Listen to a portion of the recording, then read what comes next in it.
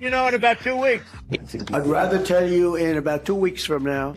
I can't tell you that, but I'll let you know in about 2 weeks. To the forefront over the next 2 weeks. We've got the plan largely completed, and we'll be filing it over the next 2 or 3 weeks. We're going to be having a news conference in about 2 weeks. I will make that decision, I would say, over the next 2 weeks. And I'll be making a big decision over the next 2 weeks. At some point in the next 2 weeks or 3 weeks, I'm going to be setting the deal. Over the next 2, 3 weeks. In about 2 weeks. Within 2 weeks. In 2 weeks. In 2 weeks. You'll be hearing about it a lot more in the next 2 weeks. Maybe in 100 years from now, maybe in 2 weeks.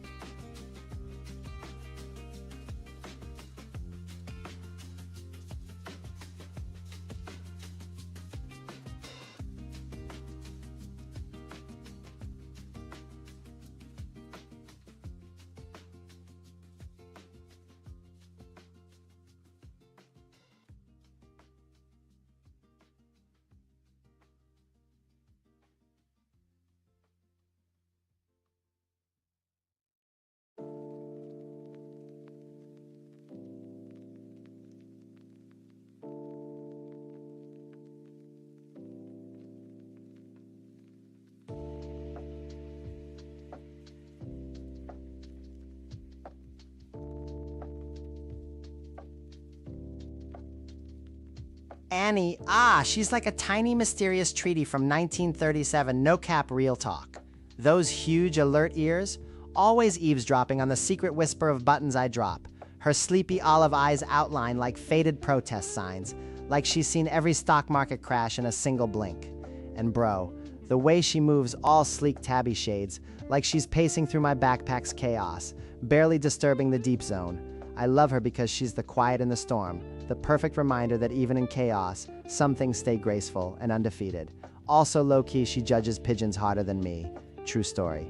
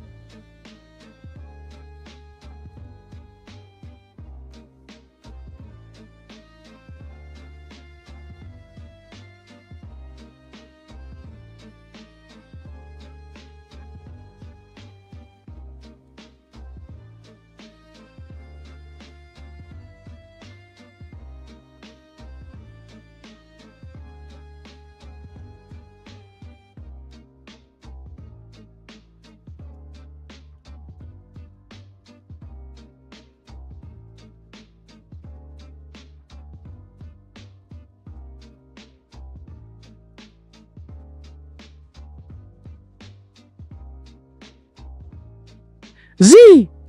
The quick brown fox jumps over the lazy dog. Oh, buckle up! Portal dropped me in 1935, right between the WPA's tree planting bonanza. The CCC was busting out 3 billion trees. No cap, this is real history. And I swear I heard LBJ chuckle from a distance like he was plotting to hold Congress hostage with bathroom talks.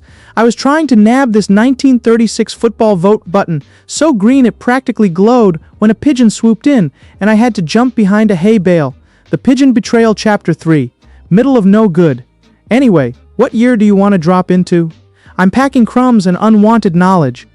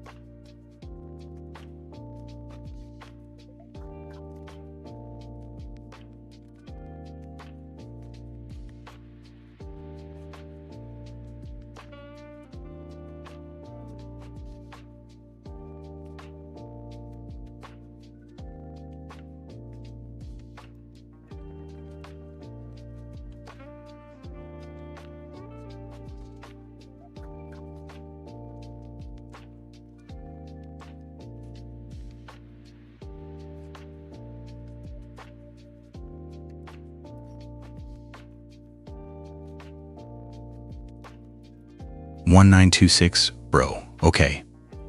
Portal spat me out right in the middle of a flapper party in Chicago, jazz so loud even the cops were dancing. I tried to blend in, but my cloak of stolen buttons clinked like a cash register in a silent movie. There was this speakeasy boss lady with a pearl necklace longer than my patience, selling bootleg coal, real industrial black gold. I swear I saw a young Huey Long polishing his every man a king pitch in the corner, practicing for the big stage.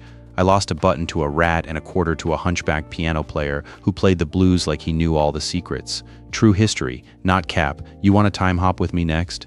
This backpack's itchy.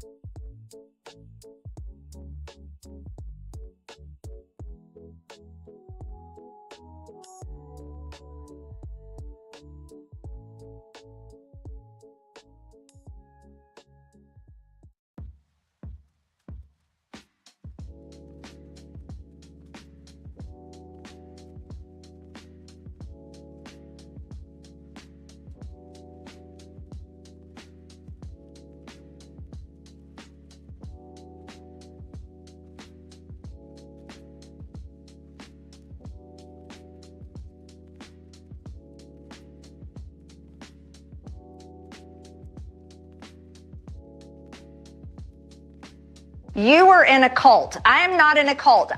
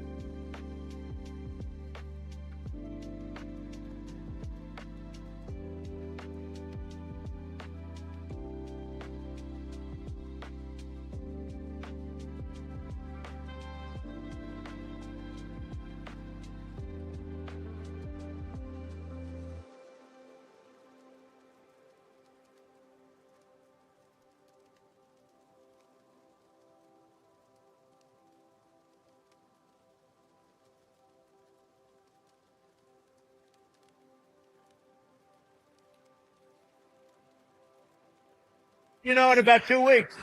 I'd rather tell you in about 2 weeks from now. I can't tell you that, but I'll let you know in about 2 weeks. To the forefront over the next 2 weeks. We've got the plan largely completed, and we'll be filing it over the next 2 or 3 weeks. We're going to be having a news conference in about 2 weeks. I will make that decision, I would say, over the next 2 weeks. And I'll be making a big decision over the next 2 weeks. At some point in the next 2 weeks or 3 weeks, I'm going to be setting the deal. Over the next 3 weeks. In about 2 weeks. Within 2 weeks. In 2 weeks. In 2 weeks. You'll be hearing about it a lot more in the next 2 weeks. Maybe in 100 years from now, maybe in 2 weeks.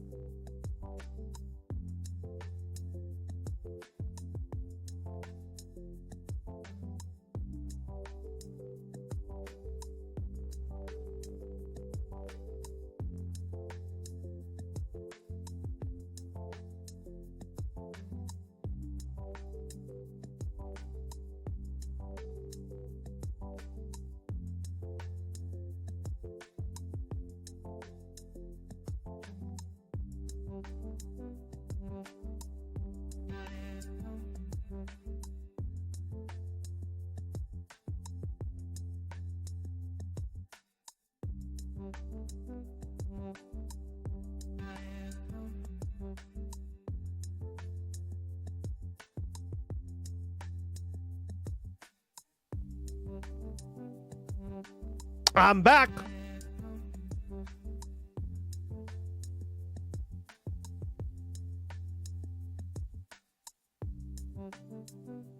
How's everyone doing?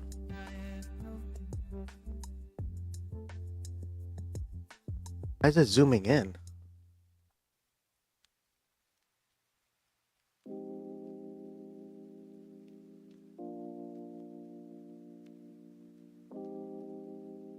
I was like, what?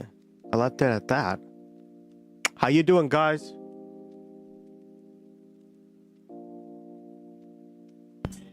Damn right.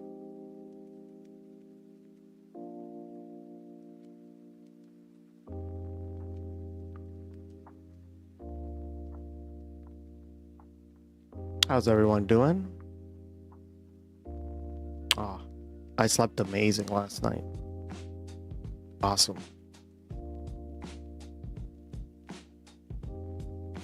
Cares about overgrown got some sun, feel great. I got that vitamin D.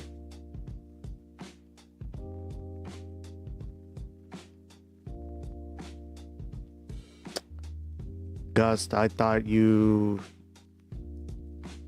he said he called back, huh?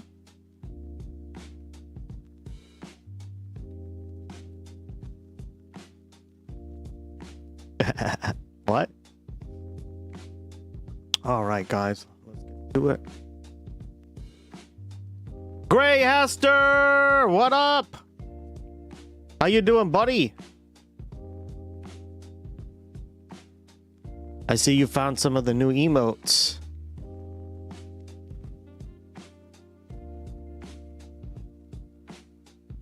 Dad jokes, let me have them. Sure, when I feel like it. I'm the king of dad jokes, remember.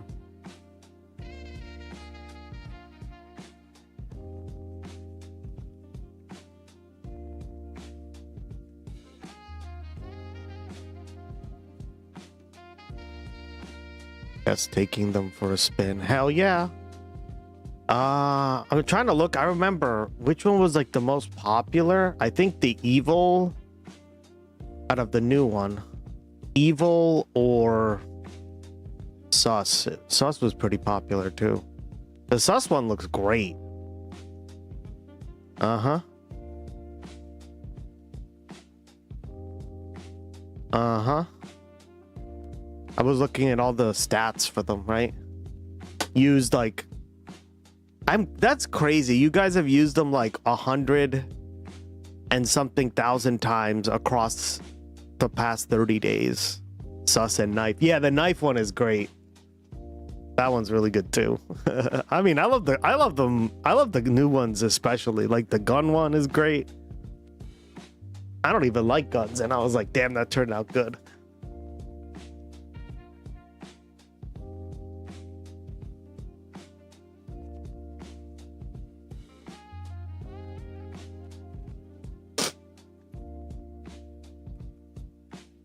Oh, which one else is really popular? I think it's the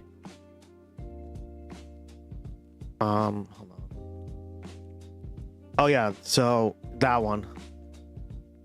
Aw is really popular too. Evil. I mean, they're only gonna get better, guys. We're getting 26 new ones added. So stay subscribed. What up?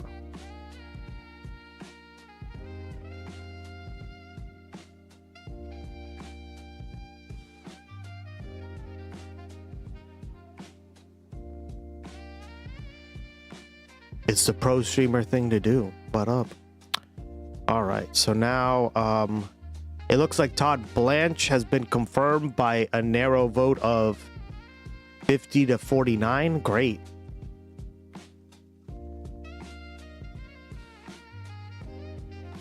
We're fucked.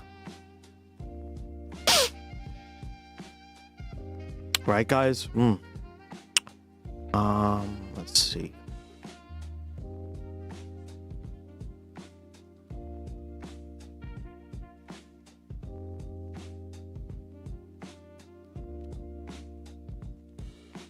And then we got Abdul on NBC, Meet the Press.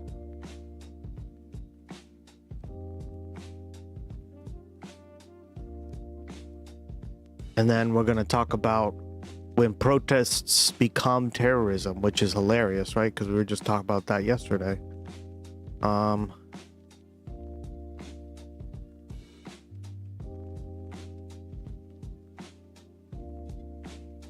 And then I guess Hunter released something on Biden? What the fuck? Jesus. It's Sunday, guys. Don't bombard me with shit. I guess it's Monday over there, but...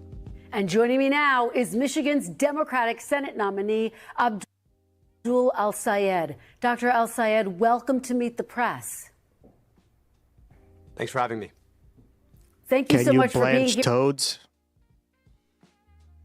You know the answer to that. And congratulations. Let's talk about your victory this week. You narrowly defeated Congresswoman Haley Stevens. And when you actually add up all of the votes, the vote totals that went to... Yeah, how you doing, Lucy? Welcome back. PJ, welcome back. I'll be joining you in a while. I'm doing my usual... Yeah, I figured you were Mondays over there. I even said that just now.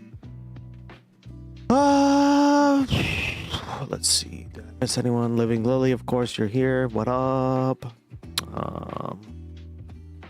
Houston B, what up? Thank you.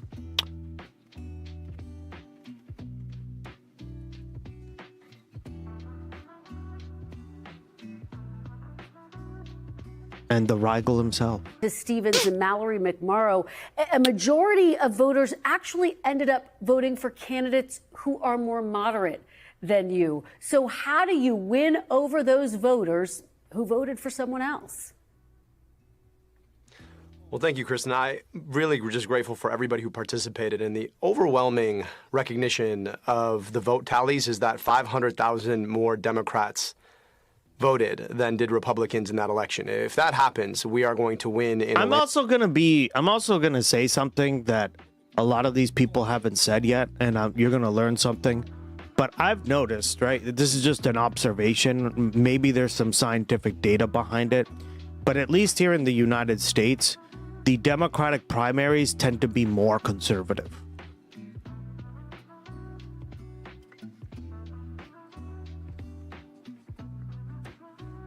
So this is an indication of absolutely nothing.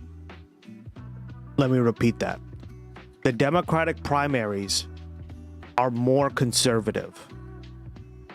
In my opinion, right? I don't have like all the data to suggest that it for sure does, right?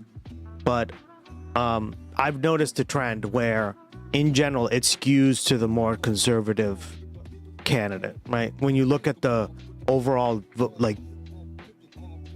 the overall electorate, right? And I think the reason is for various reasons, right? And this is where my theory is, or why I say this with pretty good certainty, right? Like, I could be wrong, but it's pretty good certainty. Because here's the thing, right? We already know that with Republicans, they tend to vote for the most conservative candidate. Okay, well, the people who vote all the time tend to be people who are older and have that as a part of their routine. Like, they're excited to go out to vote. The people who are not excited to go out and vote or support these kind of candidates, such as Abdul, right? Generally speaking, tend to be more, they're not voters. They're not people who go out and vote every single day or every single election. In fact, sometimes they won't even vote at all, right? But they'll still support them. So that's where I fall on this. I think looking at the numbers, right? The numbers do matter because they show like the concrete data, but this doesn't mean that he needs to basically appeal to Haley and Stevens voters, right? Not necessarily. Now, could I be wrong in Michigan? Absolutely, right? Michigan is, as you saw on election night, it is a fucked state. Having to vote twice for, and then it's just strange. I mean, there you go, right? That right there is so strange to like an Australian woman, and I love that because it should be strange to us. I don't agree with that either, right? It's also just a giant waste of time, right? I mean, there were people in this chat who don't even fucking vote. And they're Americans, right? And, you know, there's probably a various amount of reasons for it. I never really, like, decided to tell them or ask them, like, what their reasons were. But it is a chore, right? When you go out there and have to vote 15 times for, like, a candidate, right? I know it's messy, and I know, like, but that's how, like, a lot of Americans think. So, to me, right, this is not anything that we should be, like, up in arms about, right? But, yeah, on paper, it looks like, well, you lost because Haley and what's the other girl's name? McMorrow got more votes than you, dog. McMorrow was the spoiler candidate, which is like, finally, for fuck's sake, we got one, right? Because I'm so sick of the left getting spoiled. But this time it was the opposite, right? It was the libs and the conservatives who got spoiled. Who got the spoiler candidate to fuck them over. So yeah, and I agree with you, Peter. Yeah, I know it's different in places, but voting seems redundant and just wasteful spending. Yes, because it is. I agree with you 100%. But I'm choice voting immediately yesterday, right? And by the way, Peter, like, we technically do have ranked choice voting, but only in few states and cities and stuff, right? Like, Zohran won off of ranked choice voting. Now, here's another thing I'm gonna put that a lot of these other ass clowns are never gonna tell you. I think most of McMorrow's voters would have supported Stevens, but I don't know if it would have been 80 or 90%. Which means technically he still would have won if I'm doing the math correctly. Strategy member, welcome back. Or, I mean, you're already here, but congrats on the ranked up regular now. You're considered a regular here on the stream. What up? If you're not a regular, get the fuck out. I don't want to see your ass. What up, my goat?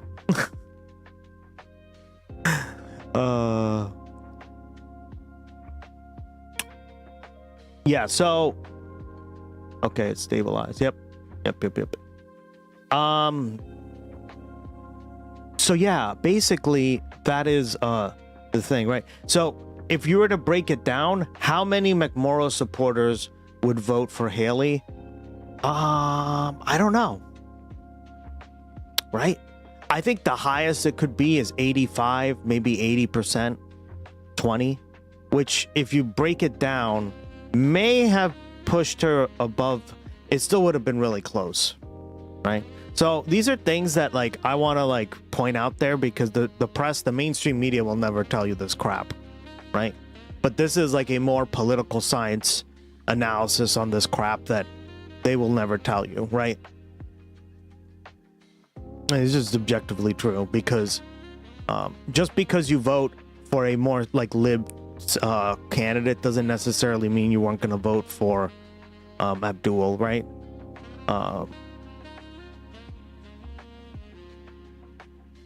There's just like so many factors there, right? Probably it would have been more like skewed towards Haley, right? They're her voters, right? But that doesn't necessarily mean anything. Also, that's how ranked choice voting works, right? Like Patricia, you can tell the chat. Sometimes you vote for the person and you think, oh, well, this candidate is up. But then when the ranked choice voting gets tallied, it's completely different. And we saw a little bit of that. We saw a lot of that on that election night, right? Which was crazy. That's why we stayed up till 2 a.m. Look at the power move, too. Look. Good to meet you. Abdul, Donald Trump seems to think you're a gift to the Republican Party. What do you say to that? I'm a gift to the state of Michigan, God willing, and hope to win this election. What a power and he move. says, if you pardon the language, you're full of What do you say to that? At least I don't let mine go in the middle of the Oval Office. Woo! God damn. He said, the president dookie in his diapers, dude. Look at the power move, too. Look. Good to meet you. Fucking love Donald that. Trump seems to think you're a gift to the Republican Party. What do you say to that? Clip that. Put it in. God damn. Go in the middle of the Oval Office. To that. At least I don't let mine go in the middle of the Oval Office. Okay, that's really good. We need like a poop one. That's so funny. What a goat. What a fucking goat. I love him. Thank you for that. Gray Haster. Yeah, that might have to become a channel point redeem, especially when you can like mix it in with other. Ducky! Poo poo. There you go. At least I don't let mine go in the middle of the Oval Office. Regular Ducky is here. What up? You are allowed in the group. I have banned anyone who is not a regular. The comments were savage. Yeah, let's see. God damn, they teed him up perfectly. He's quick with yeah, he's very quick. This video feels like an iconic moment captured on camera from the 60s. Yeah, it really does. That exchange could get Abdul elected for president. I told you guys, guys, my dark horse theory. I told you this last year. Okay? It's not even a theory per se. I mean, it is technically, right? It's a political science theory, but it's a term, right? My theory is that we are going to get somebody who is a dark horse. Now, will that be Abdul? Remember we were saying it was going to be Gavin, and I was like, I almost guarantee you it's not going to be Gavin. Now Gavin's fucked off, and his polls don't look that great. The reason I knew it wasn't going to be Gavin is because generally, if it is going to be a dark horse, they're not going to announce to become president, right? It's just gonna like occur and we're gonna be like, whoa, where did this come from, right? So yeah, I love the talk that he's becoming more and more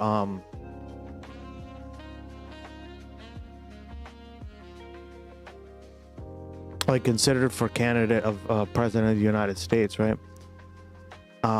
It's almost like he traveled back in time from a shower into the conversation. Yeah, for real. He looks like when I get out of the shower. Oh. The most diabolical answer he could have possibly given. Dude didn't hesitate or miss a beat. Just flamed himself. Just flamed him, dropped the mic, and walked off. Yeah. Yeah. Well, there was like a little bit of self-deprecation, right? Which is always a good sign that if you're willing to make fun of yourself. Him saying God willing is so cheeky. I love it. We know that inside he's smirking, thinking, inshallah, instead. Yeah. Inshallah. No hiccup, no misstep, no wait. Delivery of it. Oh my god. Beast mode. Hassan can sure spot talent. Yeah. And there you go, guys. There you fucking go. And you know what was funny? Remember I predicted that how much of like Hassan's audience like helped determine the outcome of this race, right? He won by about 20,000 votes, right? That's how much he gets on the regular. See, and this is why this stuff is important, right? Like, it's good to have fun on stream and all that, but like, you know, politics do matter, right, guys? And this is why we cover them like we do here, right? Why I wanted to make a difference. Slide. Now, I know that we had it out with a very tough primary. There were a lot of issues that were discussed and differences that were identified and fixated on. But I will tell you this, that all of us agree that our differences are far smaller than what we agree on. And what we agree on is that Donald Trump has been an existential threat to our democracy. He is costing us jobs. He is costing us more at almost every aspect of our lives, whether it's our gas, our groceries, or our health care. And that Mike Rogers is going to be nothing more than a rubber stamp on Donald Trump's disastrous economic and foreign policies. And so this is the opportunity for us to come together, to mend fences, to build together the coalition that is going to defeat Mike Rogers in November and defeat Trumpism over the next 2 years. Well, let me ask you about some news that we are learning this morning. Local outlets reporting that you spoke to former President Barack Obama on the phone. I know you're not going to give me every detail of the call, but what was the crux of his message to you, Dr. El-Sayed? Well, Kristen, you're right. I like to keep private conversations private, but it was a really warm and inspiring conversation. I got to be honest with you, I never saw myself ever able to run for public office. I literally told former President Bill Clinton that at my college graduation, in which I was the senior speaker and he was the main speaker. And I then watched the next year Barack Hussein Obama run for and win the presidency. I watched him serve with a level of class, a level of elegance that we could only pine for now. So I really enjoyed the conversation. I was grateful for his advice. It was very warm, very inviting. And I know that he knows the critical role that Michigan is going to play in holding Trump accountable, in winning back the Senate, and in building forward the future that we need. Is he going to campaign with you, Dr. El-Sayed? Look, I really hope so. And it was a really good conversation about what we need to do to be able to win. And obviously, this is somebody who knows a lot about winning Michigan. And just to be clear, do you anticipate he'll show up on the campaign trail with you? Is that one of the broad topics you all discussed? Look, we talked a lot about what it'll take to win. Obviously, his presence here in Michigan would mean so much to the coalition that helped elect him. So I hope that we get to campaign together. One of the big issues you ran on, of course, was Medicare for All. So let's talk about that. You served as a public health official in Michigan. You even co-authored a book making the case for Medicare for All. Senator Bernie Sanders also campaigned on it as a presidential candidate back in 2016. 10 years later, this idea still does not have a majority support in Congress. If you were to win in November, Dr. El-Sayed, how do you make Medicare for All a reality when so far it has not had enough support? Well, Kristen, I've been up and down my state, and everywhere I go, people say the same things. It just shouldn't be this hard. And one of the big things that they bring up is the fact that they're worried about having to see a doctor if they get sick and what that'll mean for them. The median deductible, meaning the money that you pay to get the health care you already thought you paid for every single month, is about $4,500 for a family of four. Yep. That, considering the fact that the median income is about $80,000, means that you're going to lose more than a whole paycheck just to actually pay for the health care you thought you already paid for. Our system has only gotten less and less effective, less efficient over time as we've watched health insurance corporations collude with big hospitals and the pharmaceutical industry to figure out how to pick more and more of our dollars out of our pocket to put into theirs. We don't have to live like this. We have an opportunity to guarantee cradle-to-grave health care from the moment that somebody is born to the moment that they expire, God willing, at 120 years of life after a long, healthy life in their sleep peacefully. And it would guarantee them the health care that they need independent of the circumstances, wherever they needed to go. That is the kind of security we've never had in this country, and it's the kind of security that the healthcare corporations have denied us. So we're watching more people support Medicare for all every day. We're watching more elected officials support Medicare for all every day. And in a lot of ways, this campaign was a referendum on whether or not we want health care here or bomb somewhere else. And I think the Michigan voter chose health care here. Well, you know, some Americans worry, though, you can only make Medicare free and universal if you increase taxes. So if you are elected and make this push, would you need to increase taxes? As I've said across this campaign, I am for taxing billionaires their wealth. What about people who make less than $1 billion and less than $1 million, though, Dr. El-Sayed? What about people making less than $1 million? So for the average person, and you look at your W-2, if you're an employee who gets paid every 2 weeks or 4 weeks, after you pay your taxes, the next biggest check that comes off the top of your pay stub is to your health insurance company. Right. So imagine instead of paying that to your health insurance company, whose CEO makes $20 million a year, instead you paid a little bit more in taxes for health care that you wouldn't lose if you lost your job or turned 26 or got married or got divorced. I think all of us would be a lot more interested in that kind of a system if we knew that our health care would be free at the point of care and would be free without having to worry about losing it in general. So there's an opportunity here, I think, to trade what we give to a big corporation who gets to decide who we get to see and who we don't for a little bit more paid into FICA. And I think that's a trade that's worth making. I think the broader public understands that that's a trade worth making, considering how many people are holding medical debt, a third of all Michigan households right now. Just to be very clear, you're describing this trade-off. You are effectively acknowledging that people making less than $1 million could see their taxes go up. I just want to be very clear. Is that a yes?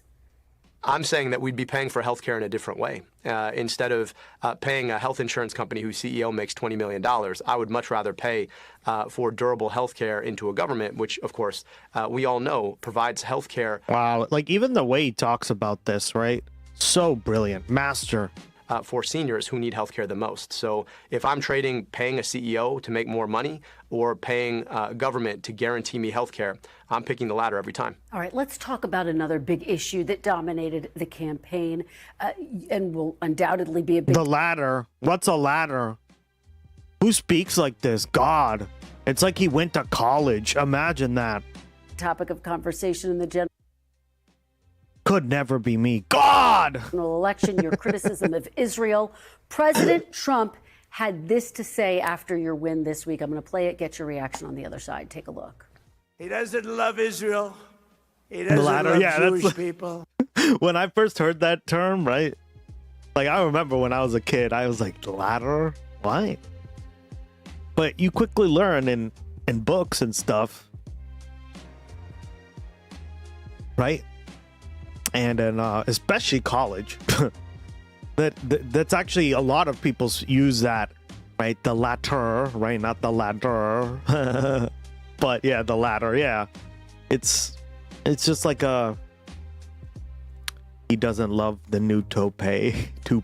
He does not. Jesus, it's so bad looking. It's so obviously not his hair. The Terry, welcome back. How you been, Ben? How you been, man? He hates him. He hates him with a passion that burns in his heart.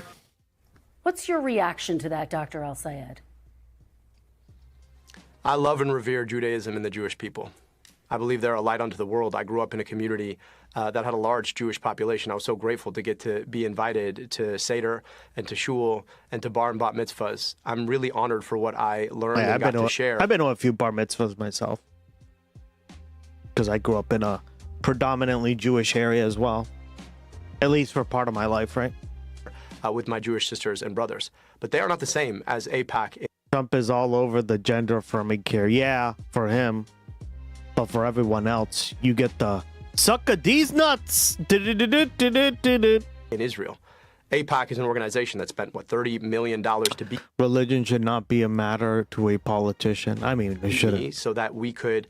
they could have one more vote in the U.S. Senate to guarantee that our taxpayer dollars would be sent abroad to subsidize a foreign government's military to do the worst things: genocide, apartheid, take us into wars we have no business fighting. And I'm running for Senate here in Michigan. I believe that we have a responsibility here in Michigan. I want our tax dollars spent to provide good schools, to pay for healthcare, to rebuild our roads. Yeah, and we already know Mossad's on it. Here in Michigan, rather than it being sent abroad to subsidize foreign militaries. That's not just Israel, by the way. That is also Egypt and Saudi Arabia and Jordan and Pakistan.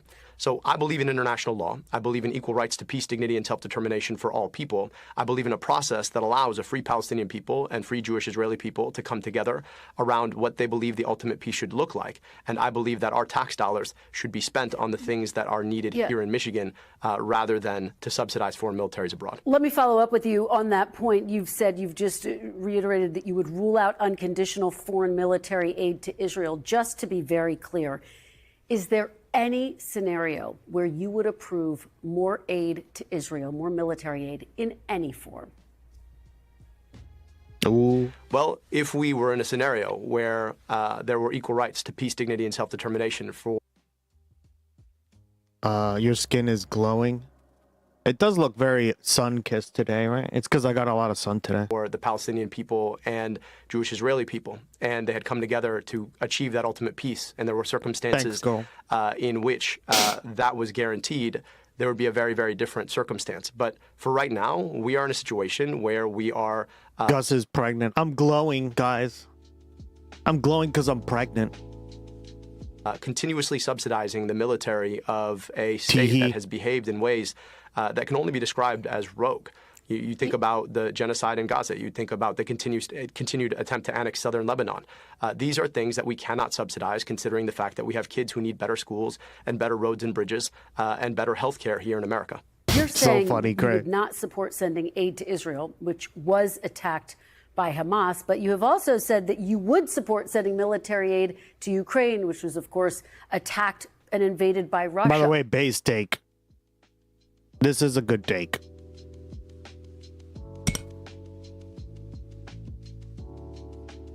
Right.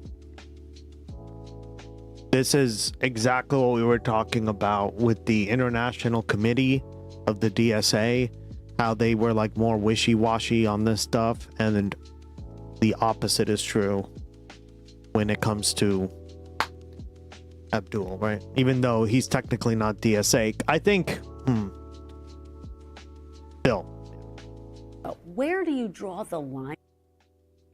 Blue Rum! Welcome back, buddy.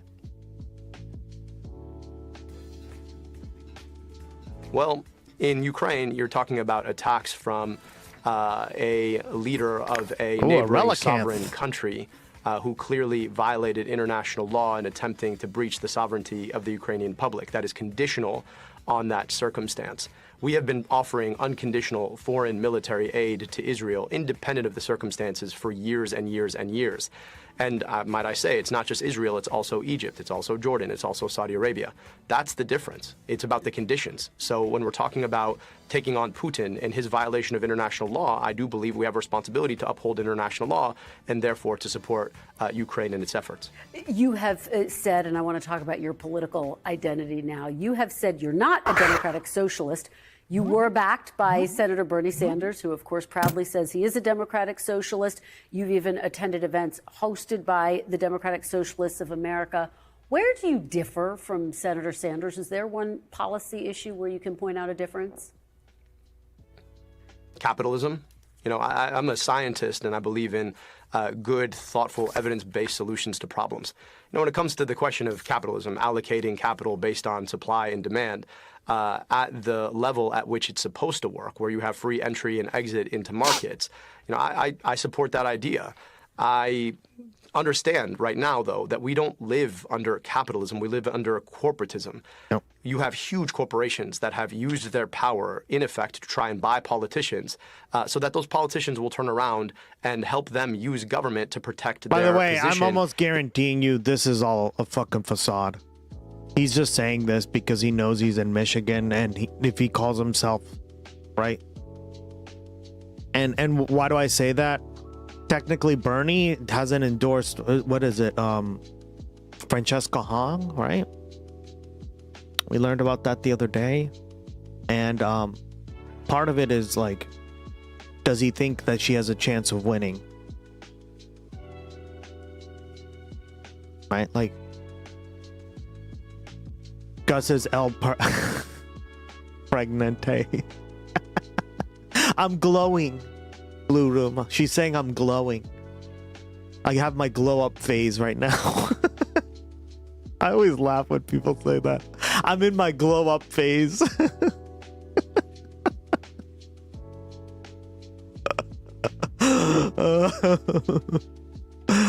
I am looking pretty glowed up though. I mean, it's like the sun kiss, right? Look. Oh man.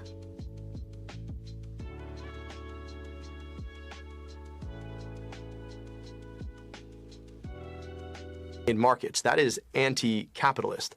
And look, you can go back to Adam Smith, the guy who coined the idea of capitalism, and he understood that the biggest risk to capitalism was not government regulation, it was always monopoly and oligopoly. If you think about the circumstances that we live under right now, the power of the biggest players in almost every market, both to squeeze labor to pay us less and to raise prices so that we have to pay more, that has been anti-capitalist on its own terms.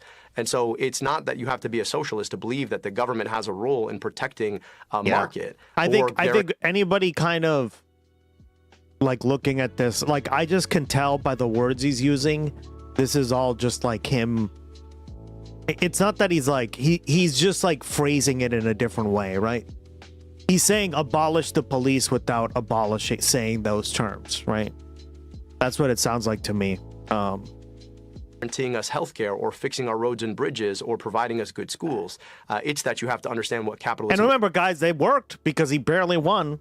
Like, I don't know if he, right?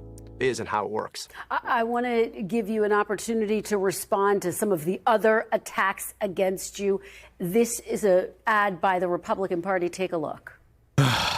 Abdul El-Sayed, the most radical Senate candidate in America. Pretty dangerous. El-Sayed pledged support for the leader of the Muslim That's Brotherhood. why he's doing that. Because we can't have a Muslim communist in the Senate. God, guys, what do you want? You want a communist and a Muslim in the Senate? No.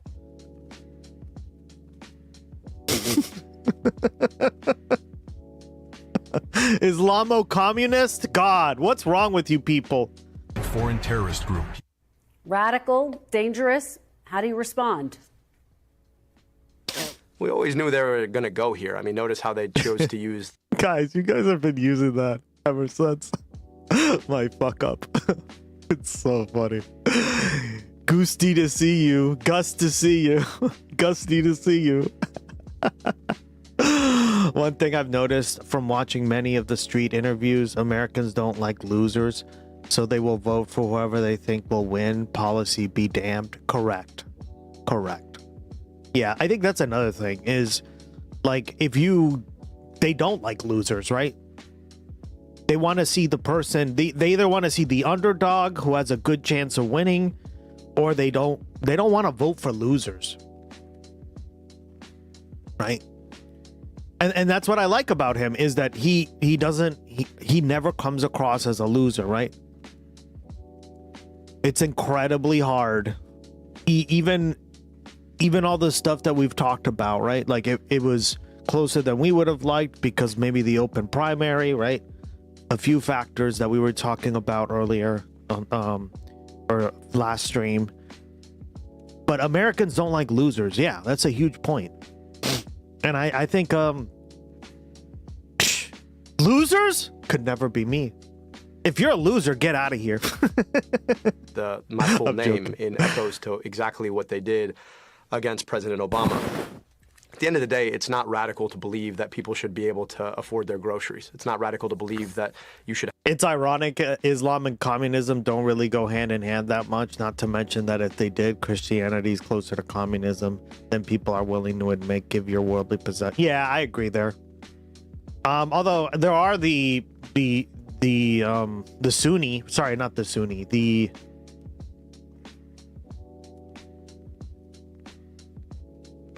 blanking on their names. The ones that are like that take up Turkey, Iraq, parts of Iraq, Syria, the Kurds. But I mean, aren't they more socialist per se than communist? I wish Gandalf was here. He would know the difference. You mean yes? That's what I said. Yeah, I was blanking on the name for a second. Have healthcare in this. Yeah. Like the Kurds, the reason everyone hates the Kurds in the Middle East, guys, is because they are more socialist communist, right? That's not only what we discovered, but a chatter from the Middle East, Gandalf the 3D, goated chatter. One of my OGs here supported me back when I had like one viewer, right? It was like him and Living Lily. That's it. Country. It's not radical to believe that you don't think the president should be able to deny elections or make $2.2 billion off of his role in office. It's not radical to believe that all of us should be able to breathe clean air and drink clean water. Yeah. Those are the things that I've been fighting for. I believe in an America where all of us can come together to build together, government of the people, by the people, and for the people. Now, they're going to try and paint me as a certain thing, given my name, but I also think it's important for us to recognize that America has a long history of embracing.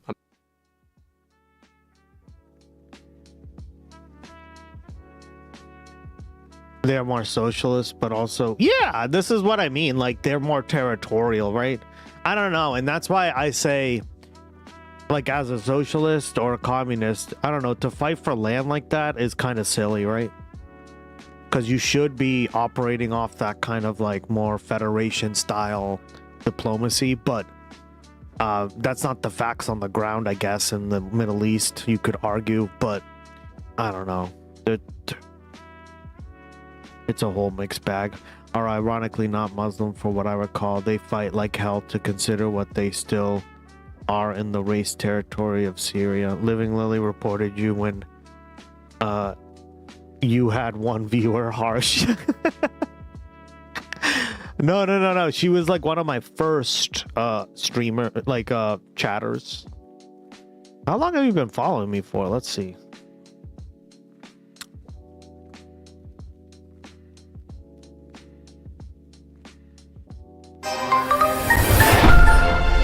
Ooh. The fuck?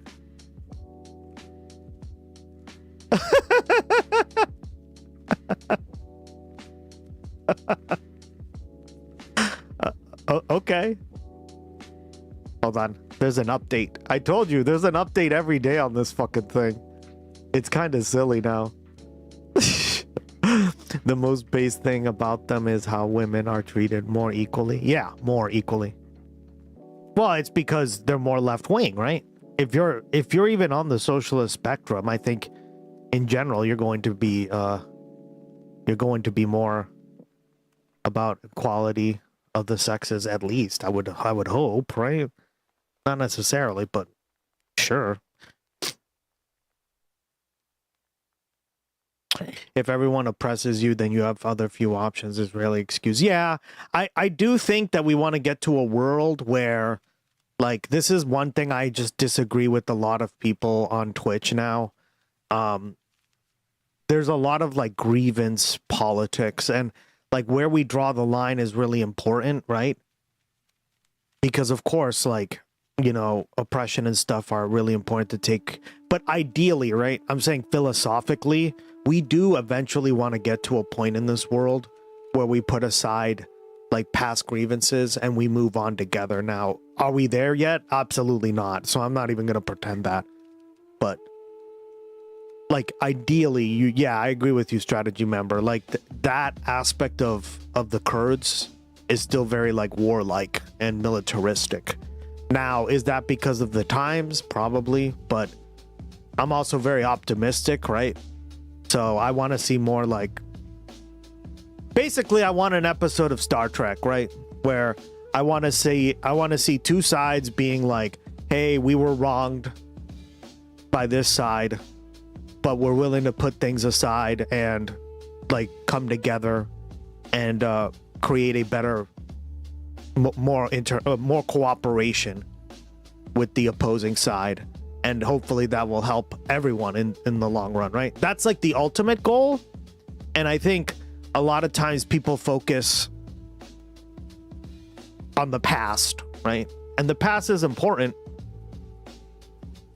But it's like, how do we move ourselves to the future as well, right? So we also have to look at that. And that's all I'm going to say on it, really. But I'd agree. Yeah, so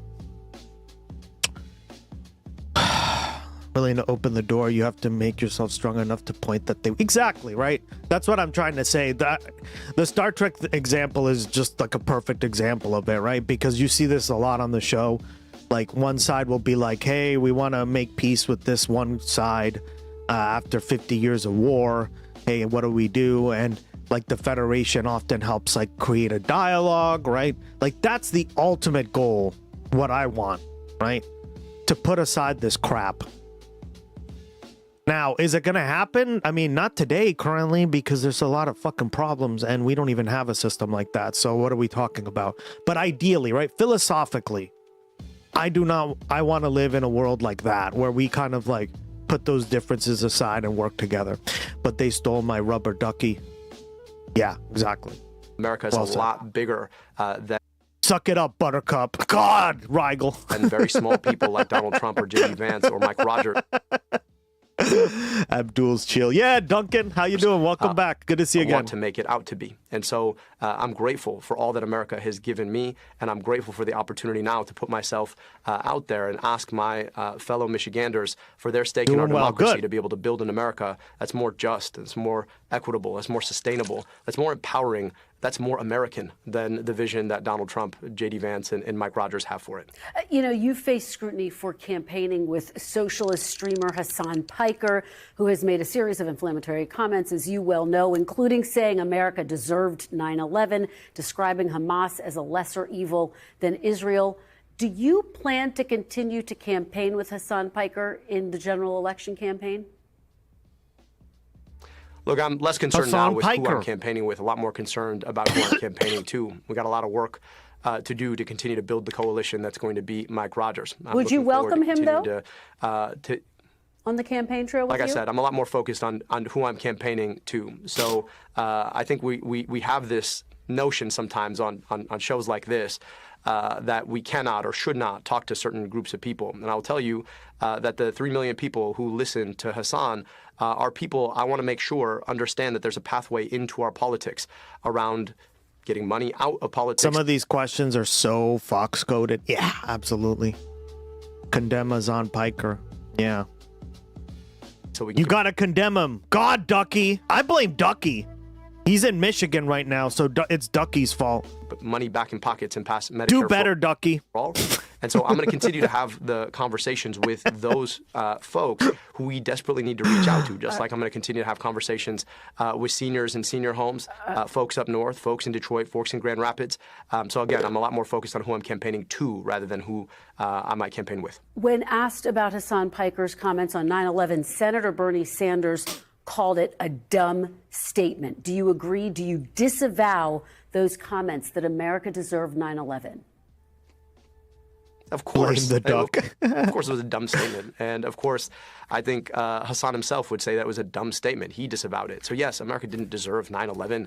But, you know, to sit here and play gotcha politics with a dumb thing somebody said out of context that they disavowed themselves to say, oh, well, what does that mean about what you think? I want to be held accountable for what I say. Admit you think America deserved 9/11. I know, right, Ducky? God! I do. Rather than this idea that we're so stuck in cancel culture that all of us agreed was a bad idea back in 2020, but we seem to want to bring back. We are out of time, but I have to ask you before I let you go, if you win, you will be the very first Muslim to serve in the Senate. What would that mean to you, Dr. El-Sayed? Oh, God. Honestly, I haven't really thought that much about it, but it's more about what it means to America. You know, this is a place that some people want to define as a lot smaller than it is. I've been Abdul in Michigan my whole life, and I know that people are big-hearted and open-minded. That's the America I've always seen. And once again, Michiganders get to prove just how big-hearted and open-minded we really are against the small vision that people like Donald Trump want to perpetrate on us. So it really is about proving out the America that America has always been, this place that embraces people beyond differences in faith or ethnicity to come together around the ideals that bind us here. Dr. Abdul El-Sayed, thank you so very much for joining us. We really appreciate it. Thank you, Kristen. We thank you for watching, and remember, stay updated on breaking news and top stories on the NBC News app or watch live on our YouTube channel.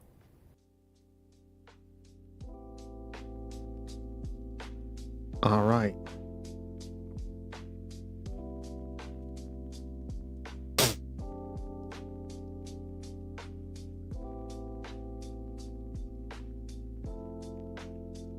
And now we got Hunter Biden speaking on his dad's health.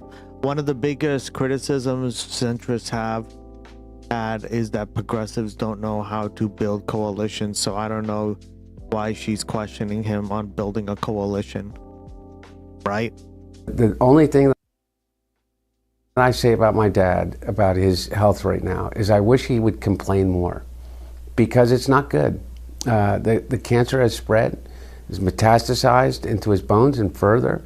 It's very painful, and it's very debilitating in many respects, but he's still out there. Joe Biden revealed his diagnosis in May of last year, 4 months after leaving office, saying he'd been diagnosed with an aggressive form of prostate cancer that had spread to his bones. This week on Kelly Ripa's podcast, Jill Biden said her husband is doing okay, but that the couple has to be mindful of the cancer with rounds of testing and medicine every 3 months. This past spring, Jill Biden wrote in her book that she noticed what she now suspects were early symptoms of the cancer when the couple was still in the White House. The former... And you know what's so fucked up? Is he thought he was gonna win again. Right? He should have done what he said he did, or what he said he was going to do, which was hand it off to a new generation of Americans, blah, blah, blah, blah, blah, blah, blah, blah, right? The president has written a book of his own, which is set or not run at all. Fuck. For release in November, just days before his 84th birthday. Last fall, the former president rang the bell at Penn Medicine in Philadelphia after completing a course of radiation therapy there. He was also reported to be receiving hormone treatments. A Biden spokesperson declined to comment on the former president's current condition. Now, in addition to reflecting on his dad's battle with cancer, Hunter Biden also told the BBC that his father has been rightly criticized for granting him a pardon in his final weeks in office. Hunter Biden's legacy is going to be forever tainted by his choice to rerun, and also that he could have done that he didn't do. Yeah, exactly. Well said, right? All for what, too? Do you see what I mean, guys? Like, what was his argument? Well, you know, successful presidents run 2 terms. Oh, okay, well, you're not gonna be one. You have fucking cancer, dog. You have bone cancer or whatever the fuck, right? So, like, just accept the realities on the ground, right? What are you talking about? And instead, now we're suffering through all this, right?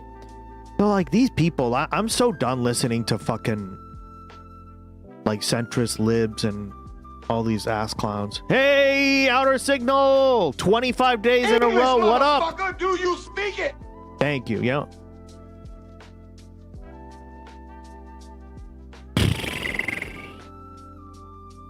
I love that, Redeem. Biden was convicted of gun charges. He pleaded guilty to tax charges. Joe Biden said at the time those cases were infected by politics, amounting to what he called a miscarriage of justice. Well, his son now says while he's grateful for the pardon, he feels the decision was not good for the American people, for the Constitution, or for his father's legacy. Gio? I hope you're all good. Stephen yeah, Portnoy, we're doing thank great, you buddy. for your reporting there. Just talking about some of the news. Oh, yes, I did want to talk about this, too. Hold on.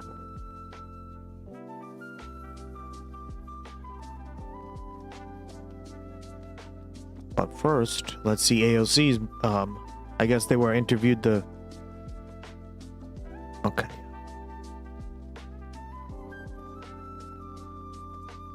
They should have just primaried him out in 2023. Yeah, I mean, he probably shouldn't have even run in 2020, right? It should have been Bernie's time. We would have been in a Bernie Sanders fucking presidency. God damn it. These idiots. I'm telling you. And remember what I said about the primary voters in the Democratic Party? Remember, Biden moved the first primary from Iowa to South Carolina. Why did he do that? Because South Carolina, on paper, right, is more diverse. But think of it this way. It's an older black demographic of like the Democratic Party there is older and black. Jeez.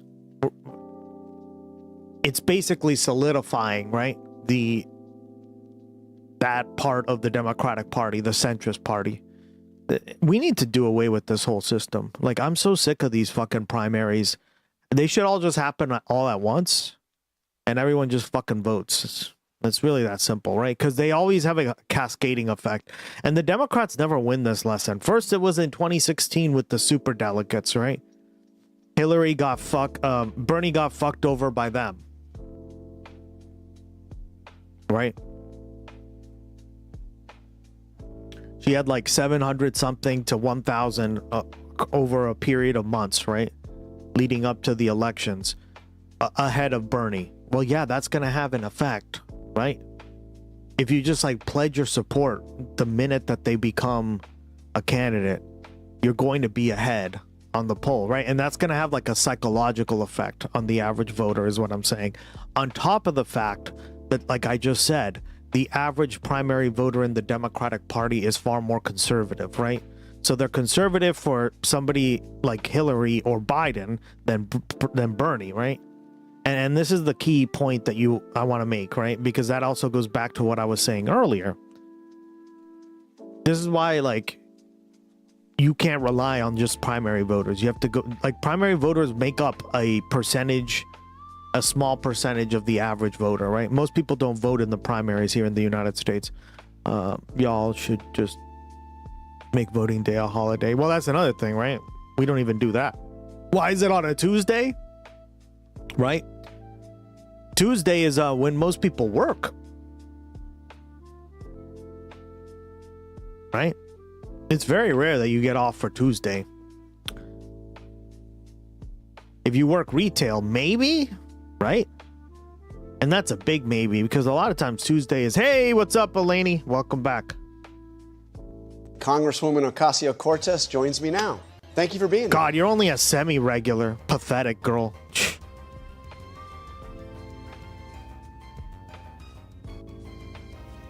Thank you for having me. How you doing, Eleni? Well, it's been a huge week. What does Abdul El-Sayed's victory in Michigan say about the future of the Democratic Party? I think that we are in a time of renewal for the Democratic Party, and it's tremendously exciting for all of us, for the big tent of the Democratic Party. We have really an ascendance of a young, inspiring, exciting electorate, energizing wave of candidates that I think really inject a new energy to the Democratic Party and add to the toolbox of candidates that we have to win the midterm elections, hopefully in November. And as you'd seen progressives winning in a lot of these other primaries, it was often dismissed, people saying, oh, this is in very blue parts of the country, in big cities. But this is Michigan. I mean, this is battleground Michigan, and he won. Now he has the biggest test. Can he win in November? What does he have to do to win over those Democrats? And the last one is a compromise. I had to make saying that the holiday was going to be giving people transport and could not. Yeah, well, that's another thing, right? Also, polling places are way too far away, right? We should have a digital government, much like Uruguay, right? Uruguay does this very well. Who opposed him?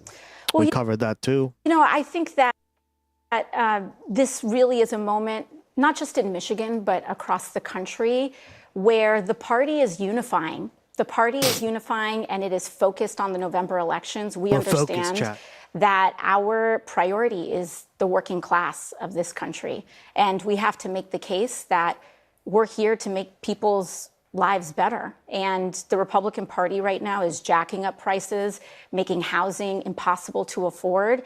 And we are focused on everything from healthcare to your grocery bill and making it more affordable for working people. You know, this week there was also a prominent Republican, I mean, a very prominent Republican, who said some things about wealthy corporations profiting, effectively fleecing Americans. Yeah.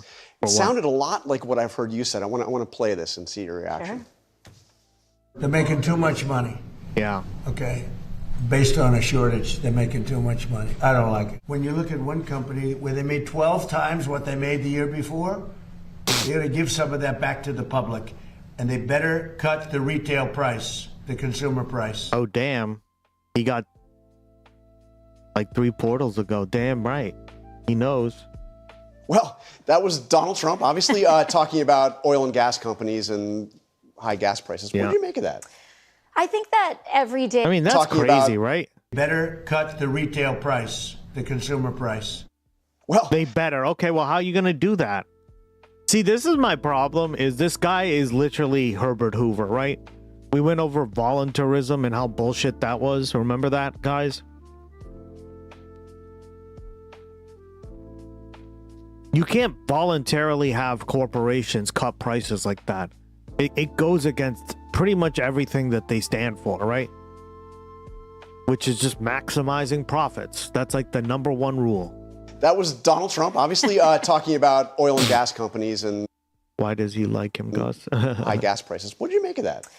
I think that everyday people, everyday Americans, we can see the very large gap between what Donald Trump says and what Donald Trump does. And so Donald Trump may be saying that oil companies are making too much money, but what Donald Trump is doing is starting a reckless war in Iran, having closed-door meetings with oil companies before his election saying, you know, you give me money, you give me campaign contributions, and I will do whatever you want. And so what we have seen, everything from Supreme Court rulings to Donald Trump's own policy, is what he is doing is jacking up the price, not just at the pump, but at everything that you buy that requires the transportation of goods. And so he can say whatever he'd like from the Oval Office, but I think people are more looking at what he chooses to do. But that's a reflection of what he is seeing the people care about, what the people are thinking. And, you know, to the president's credit, he comes from television and he's very responsive to public sentiment. Right. And so he knows what he needs to say. But again, none of that is going to lower the cost of your rent or your mortgage. None of that is going to lower the Even interest the rates that you're neocons, paying. yeah, None of for that real. is going to make your grocery bill more affordable. And what we want to know and what we want to see is action. All right, I want to go back in time just briefly to 2018 when you won. And you shocked. You absolutely... Corporations cutting prices. What year does he think this is? Exactly. It's so dumb. It's voluntarism. It's just like neo-voluntarism, right? If that even... It doesn't exist, but I just made it up, right? Neo-voluntarism.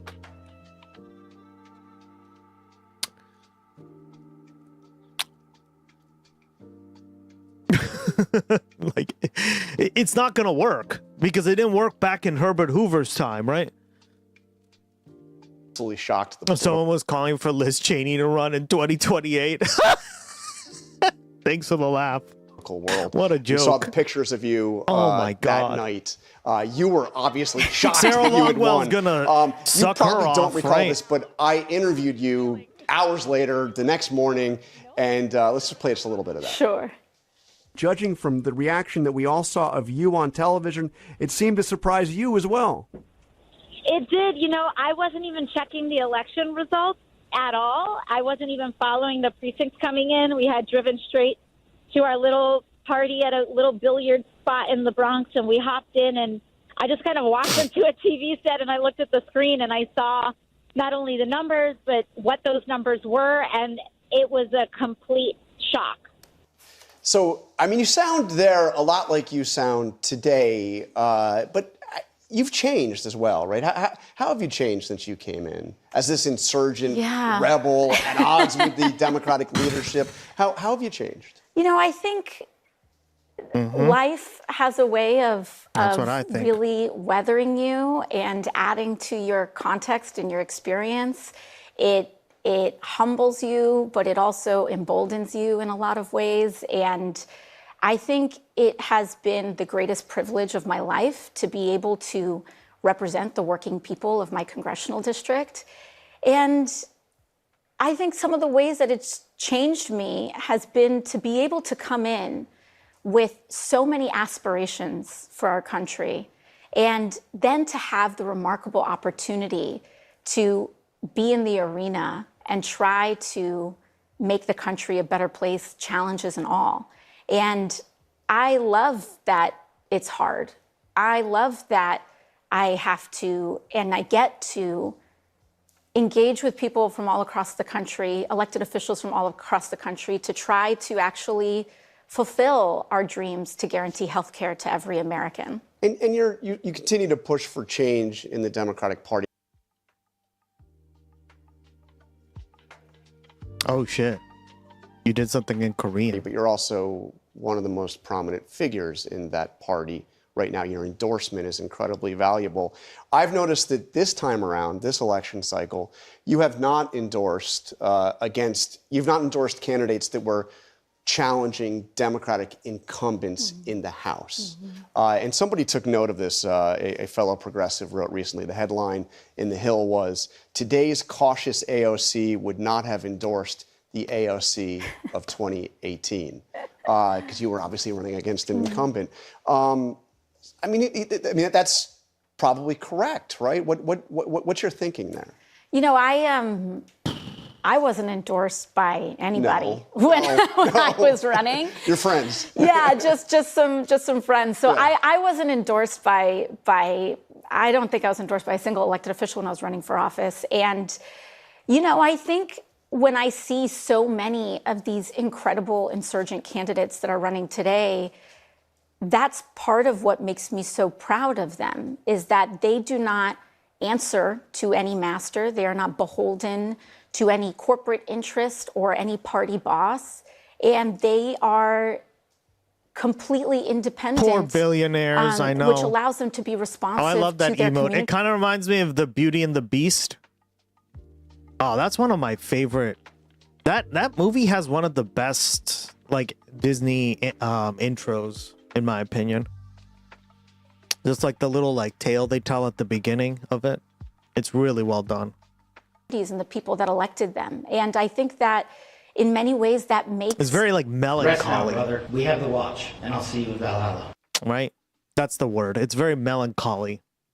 Our movement stronger when you have to rely on your own organizing skills. And Grimp attack. And I think that it has proven to be quite successful. And I mean, I see so many of these candidates and they remind me of that moment. I mean, but like in New York, you had the candidates that were endorsed by Mayor Mamdani, two of whom were challenging sitting members of Congress, powerful members of Congress, Democrats. And you decided to sit that one out. Is that part of wanting to work with your colleagues that are in the House? I mean, what's the... Yeah, you know, I think we're all in different, you know, politics is also a workplace. Yeah. And we're all in different positions to that. I endorsed, for example, in New York, on the state level, I endorsed a slate of challengers to incumbents in the Assembly and in the Senate.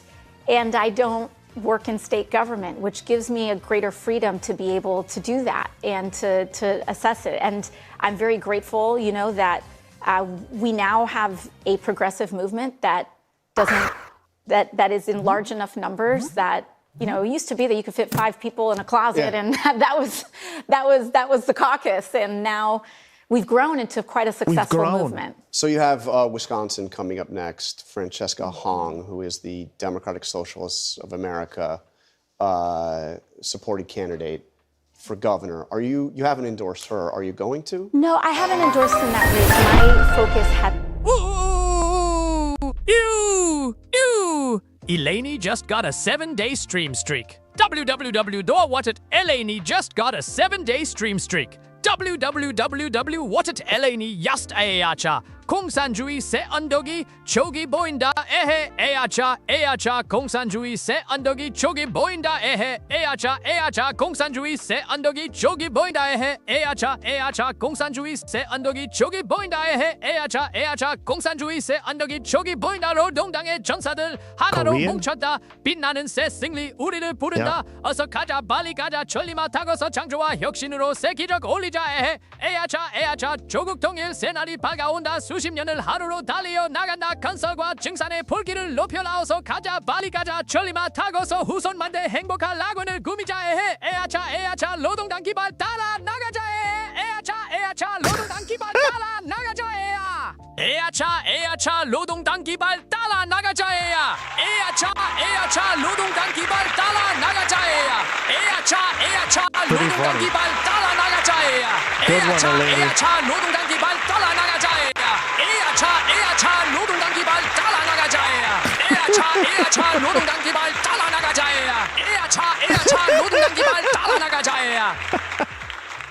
Clip it, Eleni. Clip it. Clip it so I can post it to the channel later. It's been in funny. winning back the Congress, winning back the House, and positioning ourselves to have the best chance possible to win the Senate. So I've been focused on those legislative What do you make of those controversial statements? I'm sure you've seen. I mean, she's Please clap. The Thanksgiving dust up. She says she doesn't, still believe that, but the abolished prisons, abolished police, which is also positions that have been taken by a lot of the progressive candidates who have won. How do you get around that? I mean, those are not positions that are supported by. Right. I mean, I think that a lot of these races, even right now, they'll have a tendency to be nationalized. Yeah. But these races ultimately are local, and all politics are local. My understanding is that that Francesca Hong has made clear her present stances to her electorate. Yeah, she's moved away from a lot right, of that. she's moved away from it. And I have a local city councilman that has this saying, woke one was crazy. Woke one was crazy. Okay, that's interesting. And I think that what's important is that we have to assess what was it? I mean, did the movement? It's been Berliner, yeah. I'm a Berliner. Remember John F. Kennedy said that? Go too far with some of those positions? I mean, you briefly supported the idea of defunding the police. Well, I think that during this time and especially during COVID, there was a huge opening of the Overton window. We were shut down. There was some of the highest unemployment rates that we have seen because of those shutdowns. Yeah. And I think that the doors were really open in trying to entertain any and every policy that was going to get us to a better place. And I actually think that the discussions that were had in that time were quite fruitful. I think that when we talk about crime today, it's fundamentally different than the way that we talked about crime in bringing crime down, right? And I think that we all share in the goals of having as low a crime rate as possible. I think that, during lockdown, of course, rhetoric in that time is not rhetoric that we would use today. And I'm grateful that these candidates have the opportunity to present who they are to their electorate and what they're campaigning on in this moment. Because and obviously the Democratic Socialists of America are having quite a moment. But you know how Republicans are responding. Let me just give you a brief sampling. Sure. Let's call it what it is. It's communism. The Commie Caucus is coming to Congress. Communism is on the ballot this November. We're not going to turn this country into a communist experiment. Well, you can kind of get a sense of the theme, and obviously the president has said the same thing.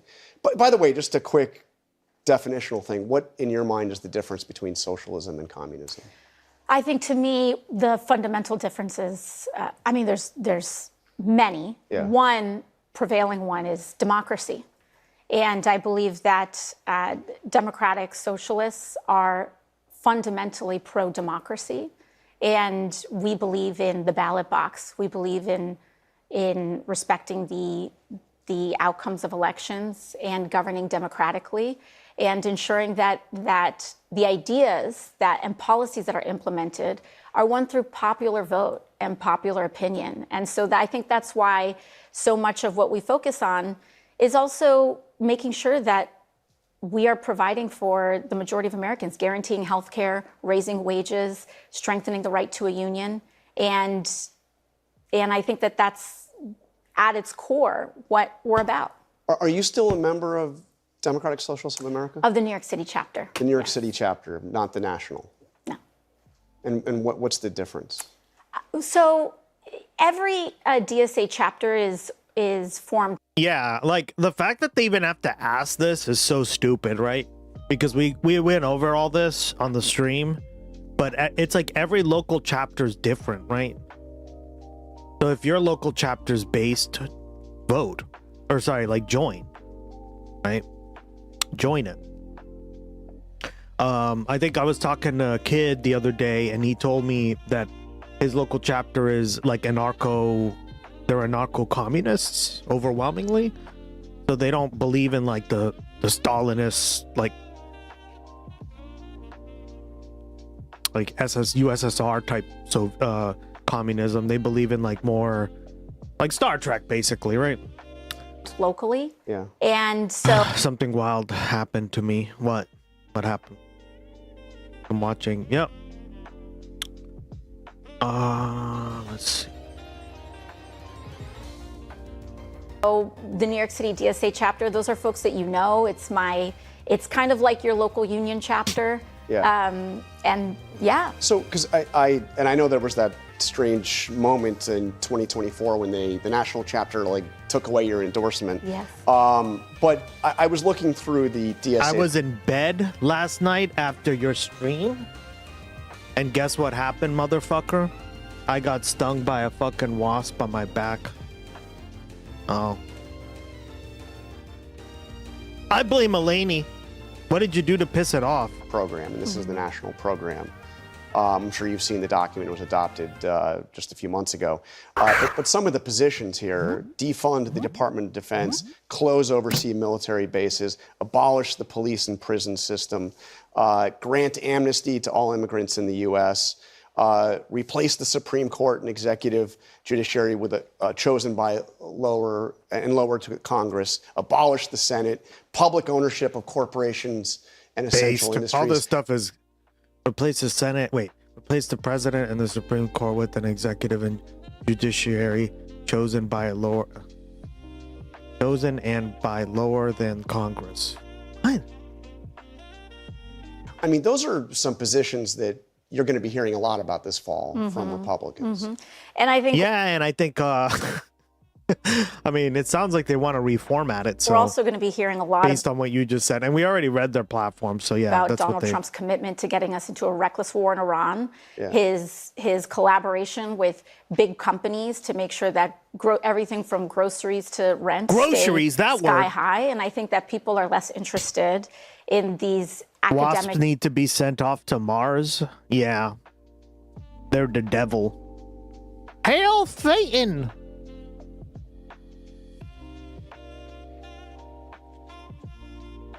Are you okay, girl?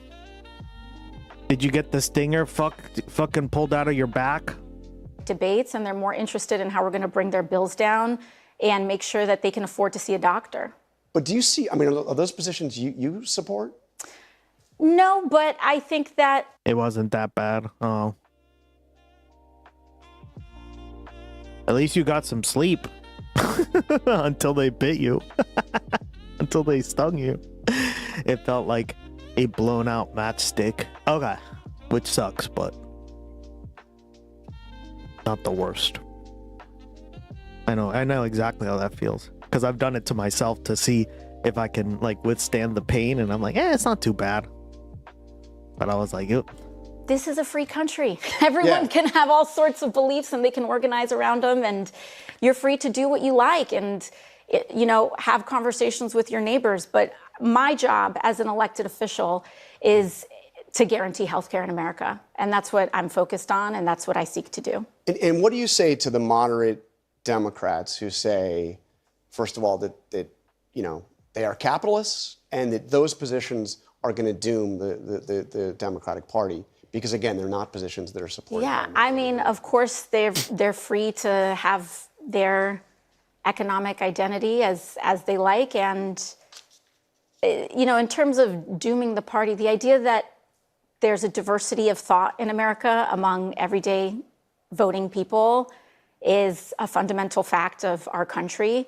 I don't think that we should be worried about what somebody somewhere believes. I think we should be focused on what our plan to improve people's lives are.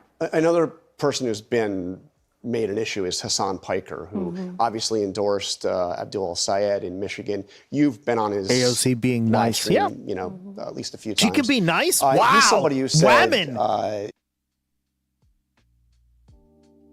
He is so sweet. I know. Can you imagine Whammon being nice? that America deserved 9/11. Now he the backed women off are being nice.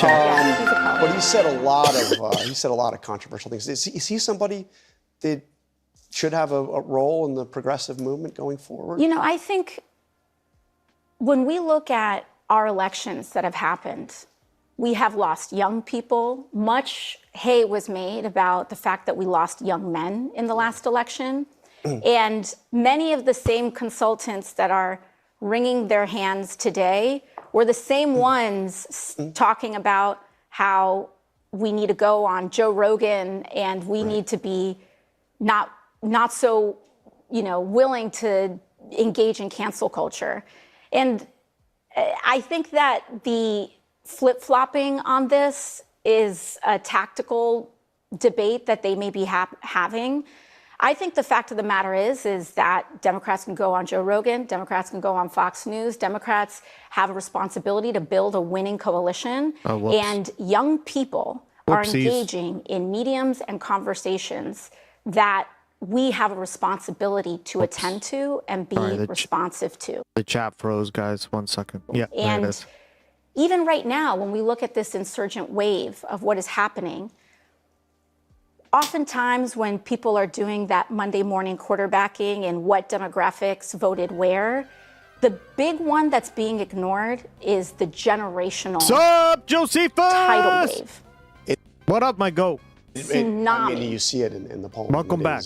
And significant. Millennials are not, punk kids anymore. Yeah. We're grown adults with mortgages and kids, and that generation is starting to be decisive. You don't have kids. The polls, and there is. Dude, if that question got asked, I'd be like, wow.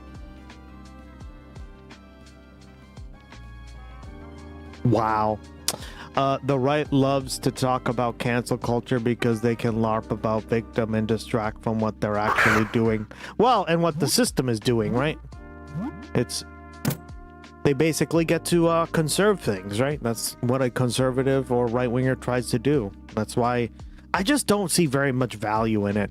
And every time I hear somebody saying, no, if the system were to change, that this would collapse or this would do this or this, I just immediately go skeptical, highly skeptical. Why?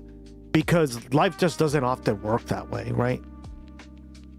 As Jeff Goldblum said, this is how life really works, and this is how you should really look at life.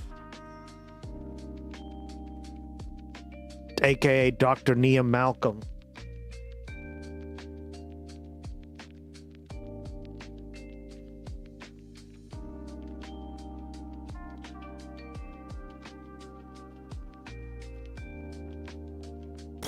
I had a girlfriend who never watched Jurassic Park, and she was so scared of this movie. It was adorable, guys. She had never watched this movie. Ever. First time with me. And she was like, oh my God, that was so good, though. And I'm like, yeah, they don't make them like that anymore, right? It's a cool concept. It's not possible. Listen, if there's one thing the history of evolution has taught us, it's that life will not be contained. Life breaks. Okay, so the reason I use this analogy, right? Life will not be contained. Well, politics cannot be contained, right? Things change, right? We're getting into a more philosophical discussion here, right? Things do not remain constant. They constantly change, guys, right? This is something that left-wingers in general understand very well. Things should change, and they will change, or they should, right? All these things are what the left believes in. Now, to believe that you're going to contain life or make it contain means to literally preserve, right? In this case, because they're literally containing dinosaurs in little cages, right? So they can sell them to fucking tourists for thousands and thousands of dollars that visit the island, right? Well, look how that turned out, right? If you watched the movie, you know. Most people have probably watched it by now. But this is why I say that, right? This is actually a good analogy in many ways for, a lot of the stuff we're talking about, right?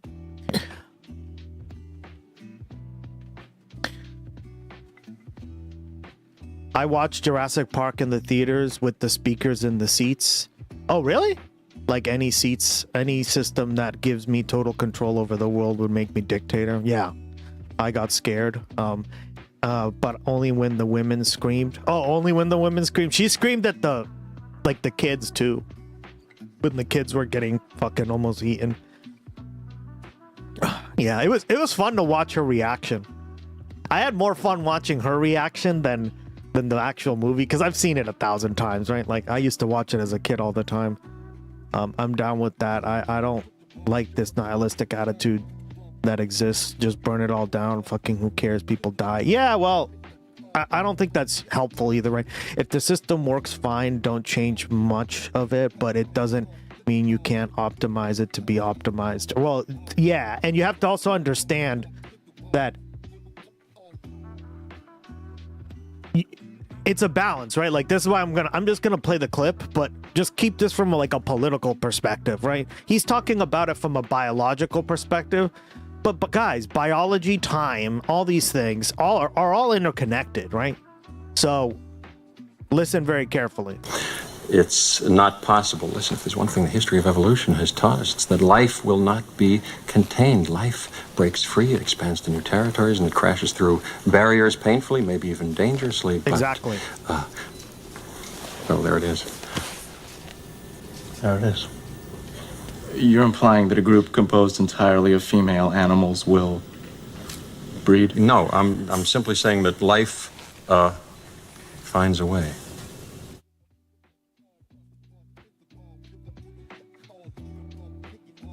There you go.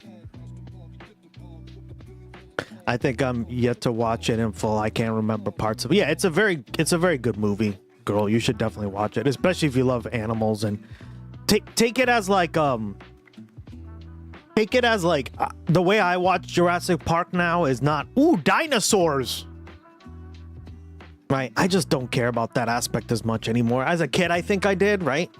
But I like the idea of the movie that has the reason I really like this movie is it has a lot of like political undertones as well, right?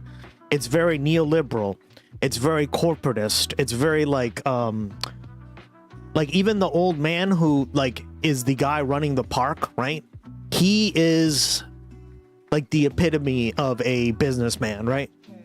He thinks that he can just do all this stuff and get away scot-free, and it blows up in his fucking face, right? So it's like, watch it from that perspective, not from like, ooh, dinosaurs, right? Like that's just like a veneer, or like kind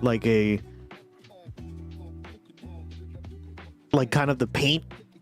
But what the real message of the movie is, don't let like corporations and people like this take control of aspects of society, because you will get screwed over, right? That's basically the ultimate message. I think I'm yet to watch. Stagnation or conservatism invites entropy and decay. Well, that's what he's trying to say, right? Like, and that's what I'm trying to say, actually. My point to his is touche. Well said, hombre. Welcome back. How you been? The ends justify the means. Yeah, you should look up the story between the books and the movie. The books drive the point so much better. Yep. Yeah. I have the book. I haven't read it yet. But I did end up getting it. They never do, but people who say, but that's the whole point of the book, right? And that's kind of where the movie doesn't do as well. But it does, like, if you do examine it, the old man, right? I'm blanking on his name, but he's kind of the epitome of like the CEO who just thinks you can basically buy anything, right? Anything can be done through neoliberalism. They never do. These people who always say they won't. Yeah. Like the Raptors is an example, way smarter than the moves. Yeah, the Raptors, right? Everyone before causing a disaster, the ends justify the means. Yep. Finds a way to do even the impossible. Yeah. Even in the books, they break free and literally chip away at the cages when the vets put them in there, damaged for trying to take a break while not paying attention to the walls. Yeah. It's interesting. Yeah, I gotta read the books. Even a dog can do that. Oh, dude, in the books, it gets even better. The book straight up, it dies in its own creation. Damn. Yeah, I'll have to watch it. Yeah, watch it from like that perspective, right? Be very skeptical, especially of the old man, right? Because he seems really nice and he seems very jolly, but he's actually quite sinister in like a very interesting way. He's kind of like the villain of the movie, unironically, because you're like, this nice ass guy, how is he the villain? Oh no, he is the villain, right? Like it's quite funny. Yeah, John Hammond, that's his name. That's his name, John Hammond. And again, you don't really see it until you like look at it through a political science lens or a political lens in general, right? Because you're like, wow, this guy literally thinks he can do this stuff and is God, right? And then on top of that, he thinks that this like idea is going to just like, it's basically like he's the ultimate neoliberal, right? I don't know how else to describe it. Just watch it like that and you'll see very clearly. You'll see very clearly how fucked up this all is. Really quick, while Nazi Asmongold is up on the screen, how is he not banned from Twitch and other platforms? His guest said point blank that, yeah, it's because money. That's why anybody being like, hey, he was banned or whatever, and like, guys, he was banned for like a few days. Who cares, right? That's not enough for him. He was banned from Twitch. Did they get lifted? But yeah, he was only banned for a few days. I figured it. Of course it was only like anybody like being like, woo, he's banned permanently. Like bullshit. Twitch would never let that happen. Why? Because he makes the platform too much money. Yeah. And it's owned by a rightoid. Yeah, well said. In the books, he's 100% is. Yeah, interesting. That's like in the movie, he's less so, and the actor portrays him as like a softer version of that, I can tell. But in the, like, I want to read the books for that reason, right? I've always wanted to read Michael Crichton anyway. There is a reason that the second book sends Ian Malcolm's girlfriend off to the side B, even though he gets any word from it of her. Yeah? Okay, I didn't know that. I swear I just saw a week back taking the same shit. Yep. The second. Remember this happened to him last time when he said that Palestinians' culture was evil or some shit, and then Hassan like got on the stream or whatever and explained to him, hey, it's not that their culture is evil, it's that it's like their country or their region is further to the Overton spectrum, like it's further to the right on the Overton window. Basically was his argument, right? You saw what I sent on Discord. What did you send?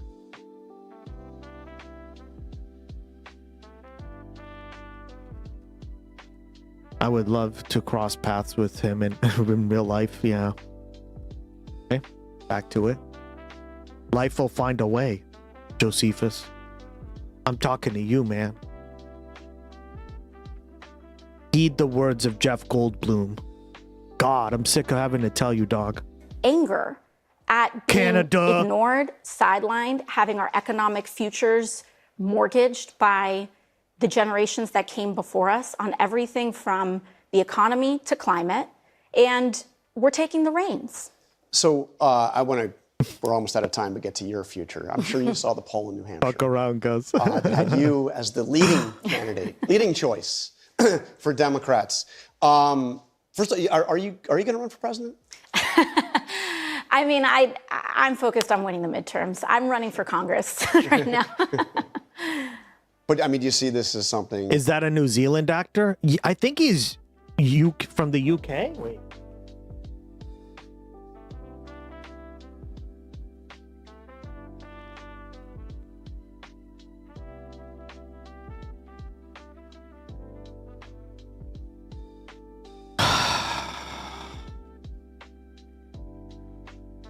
Fuck. Misspelled it. Sorry, guys.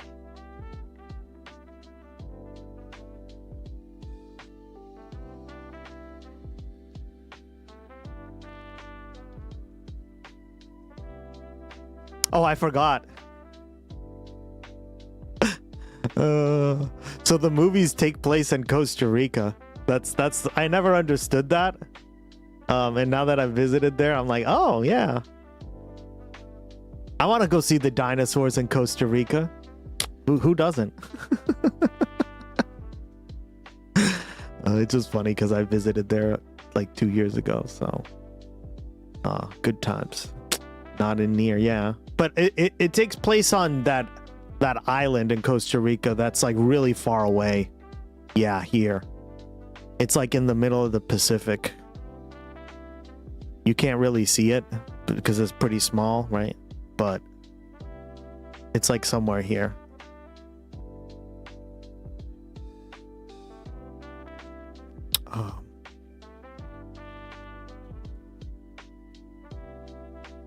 Or one of the islands there, because they own a bunch of islands there, I think. Where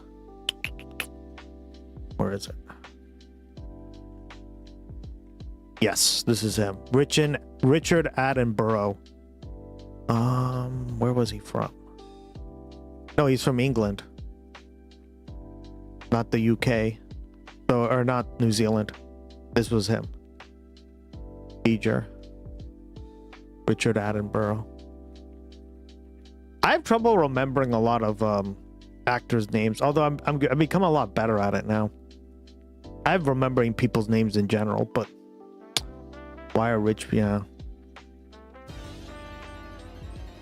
Woo! Brioni. That's how you say his name, right? Brioni. Hey there, Luce. Yeah, everyone's here. Josephus.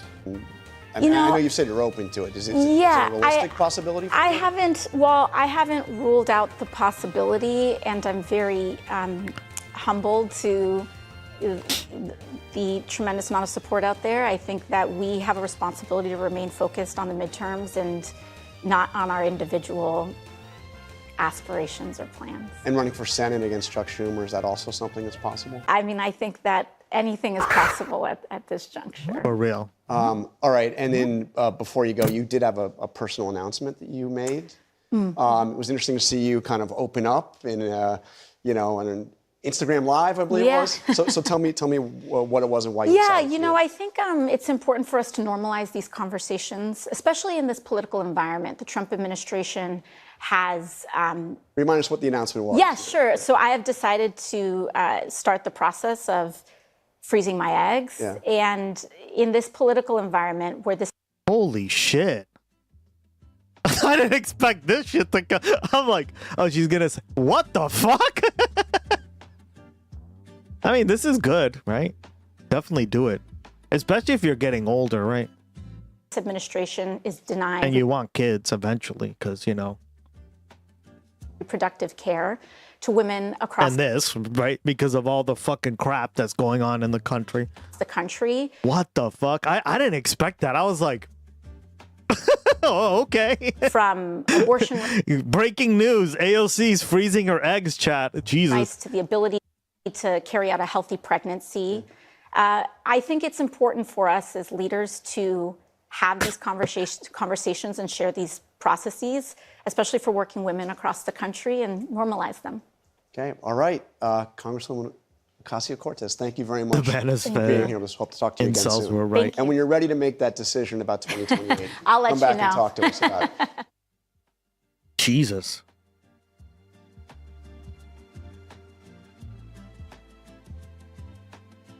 Adopt. I think it depends on the person. I don't think you can make that determination for anyone else. It's between their partner and their right. Between the man and the woman, or the woman and the woman, or the man and the man. But in those cases, it would be more, right? It'd probably either be adoption or in vitro, right? Depending on what it is. But you're right. I mean, I think it just depends on the person, right? Some people really like the idea that there's just a bunch of reasons, right? To share your genetic makeup, right? They want to carry on certain things and shit. So Rubio isn't an incel. He's just the closet. Yeah.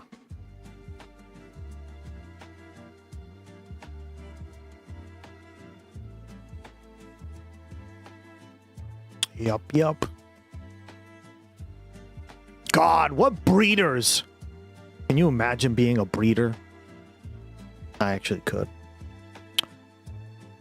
I still got some time till I have to worry about that. Men are like till their 80s, right? Which is creepy because we saw what happened with that guy in fucking Idaho or whatever the fuck. Ugh.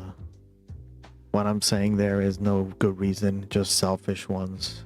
AOC would rather freeze her eggs than settle down and have family values. She's gonna wait till 40, 50, and no kids yet. Yep. Yeah, but you're also a dude, right? Like,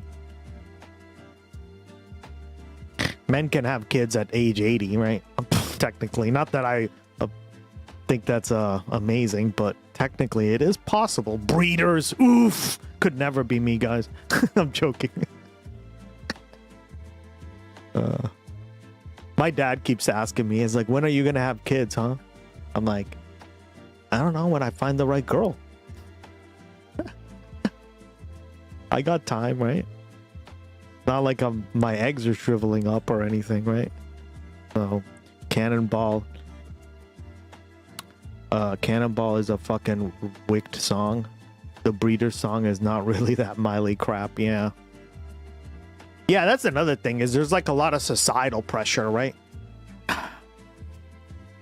Like, depending on what kind of culture you come from, or what kind of family you come from, or what kind of background you come, what kind of religion you come from, like, there is a lot of pressure on that stuff as well, right?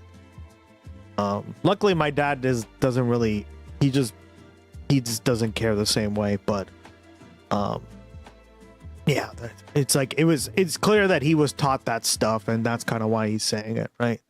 So I just kind of do my own thing, because fuck it. Guys, I always do my own thing. Fuck everyone else, what they think. Shit. Like, I'll take into account, and I'll consider it maybe doing it my way, but I'll always do it my way. I don't fucking believe in, look at De Niro, 83, and his youngest isn't. Yeah, exactly. See? So, yeah, men and women are just different, right? So, right? Like, what's the thing that, like, women peak in their 20s and men peak in their 40s or whatever? Yeah, like their 40s. So, it's kind of like an inverse, right? And then it slowly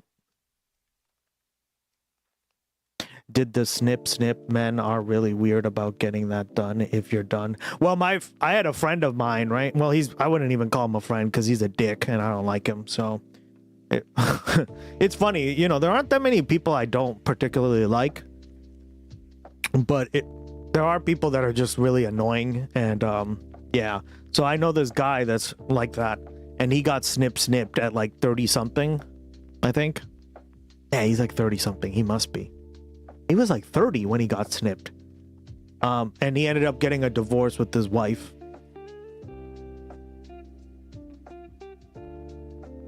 And she took the child. I was like, whoopsies.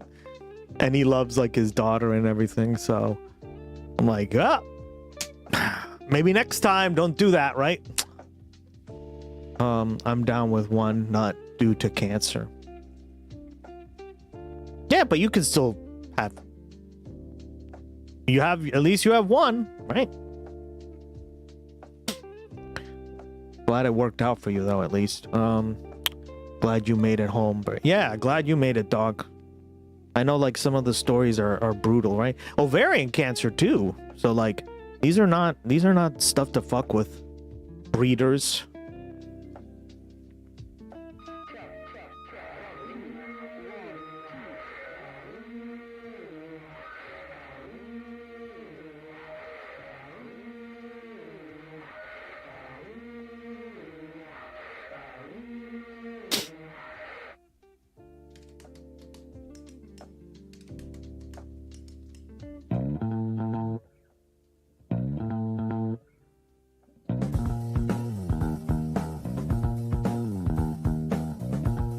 God, can you imagine being a breeder?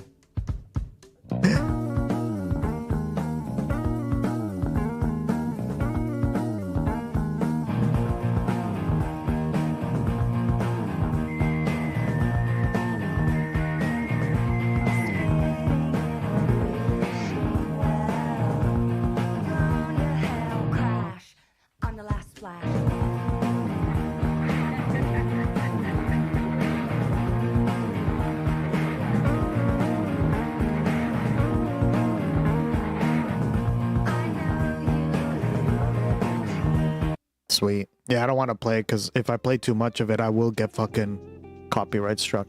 But it's not too long, so whatever.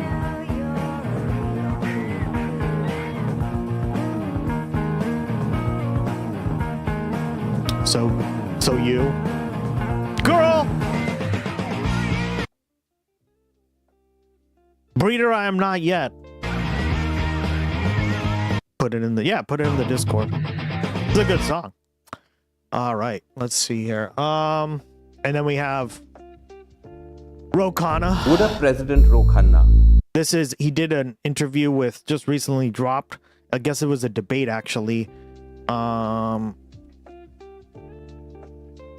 With Al Jazeera, which I thought was interesting. Good. I'm glad he did this. Stop the US's blanket support for Israel in the UN. Yes, I would stop giving it.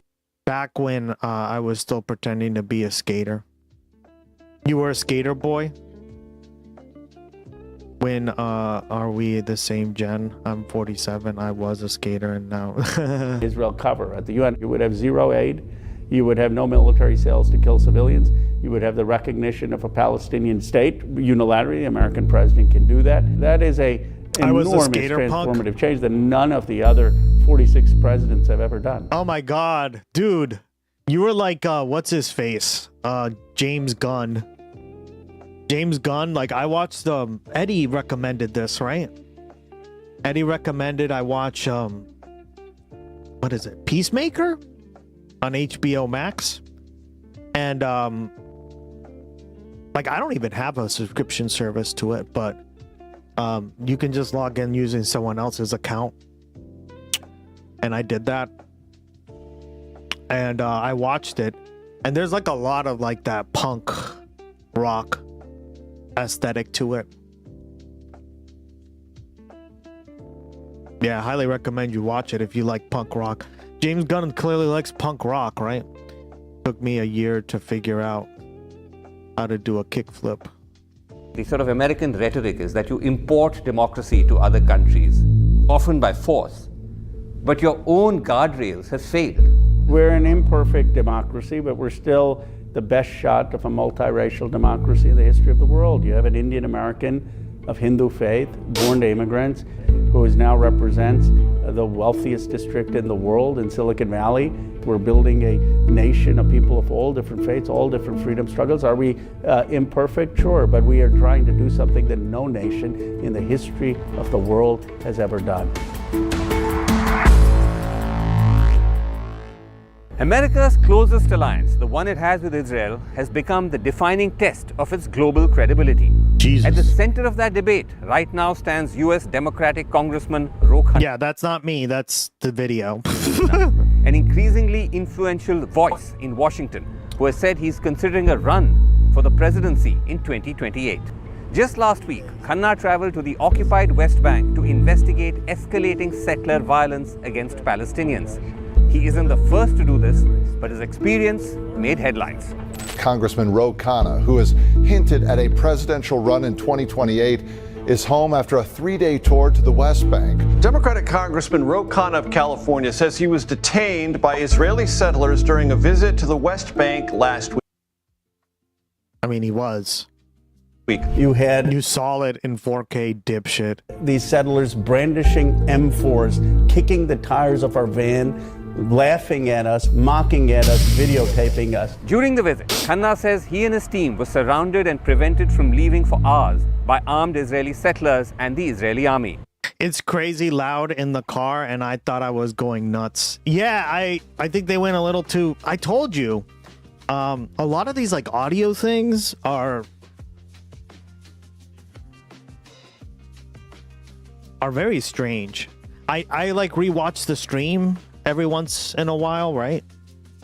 And I notice like some parts are just louder than others, and I'm like, well, that's the video. That can't be me, right? And then the next video will be normal. Yeah.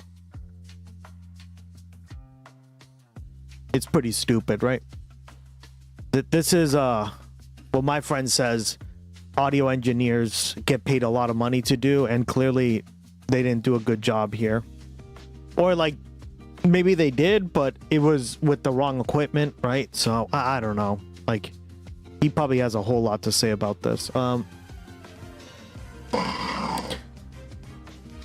Qatar watched too much Fox News. Of course they did. Of course they did. Israel has rejected Congressman Khanna's charges. The episode has turned him into one of the most prominent Democratic critics of America's support for Israel and of the foreign policy consensus that has shaped Washington for decades. All of this comes at a moment when the international order itself is under unprecedented strain. And at the center of that crisis of credibility sits the United States. For decades, America presented itself as the architect and guarantor of the international system. Its critics say this was mostly a myth. The US applied international law selectively, holding others to standards it was unwilling to apply to itself. That is one thing I appreciate about this. Is the correct analysis. Well said. Now, does this mean we should be watching Al Jazeera all the time? No, I'm a fan of getting different sources, right? And then kind of picking out the bad parts, right? Because Al Jazeera also has its problems. Oh, by the way, can someone do fish real quick? Or the fish emote twice in a row? The fishing emote?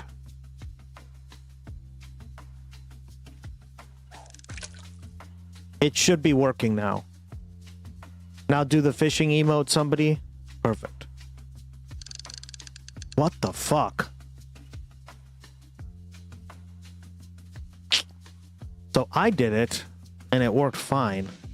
So I think I figured out what the issue is. Okay, I think I figured out what the issue is. Yeah.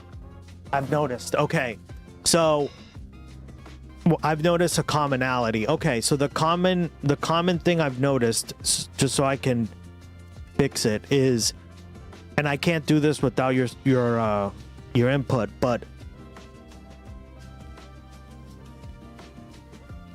it looks like whenever I do fish twice, it gives me the cooldown message. If the same person does fish twice, it also gives the cooldown message.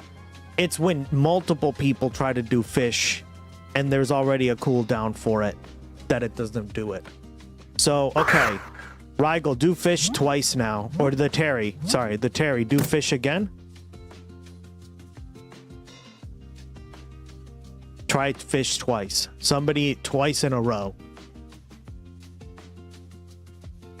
Okay.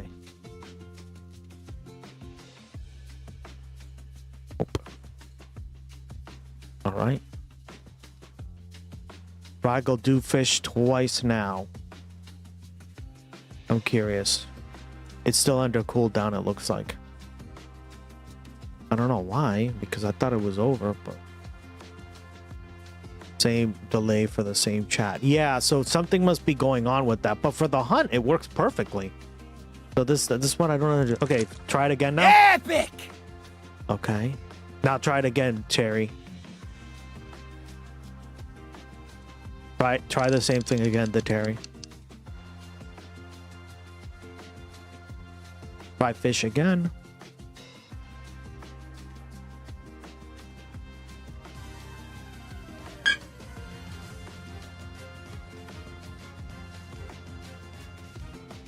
No, Terry, yep. Oh, Twitch is blocking the message in 30. Yeah, it could be that. Fuck. Okay. Could be that, yeah. Now many say that myth stands shattered. I speak to global leaders and influential political thinkers about the ideas that could shape the international system and what comes next. Today, in our first episode, I sit down with Congressman Khanna, who argues that America cannot lead a new world order while bankrolling a genocide. I ask whether real change is still possible, given that America's failures are of a system that has long placed power above principle. Congressman Khanna, thanks so much for talking to us. Thank you, speaking to you days after your visit to the West Bank, where you say you were detained by settlers and by the Israeli army, an army which, as you pointed out, has been largely funded by the US.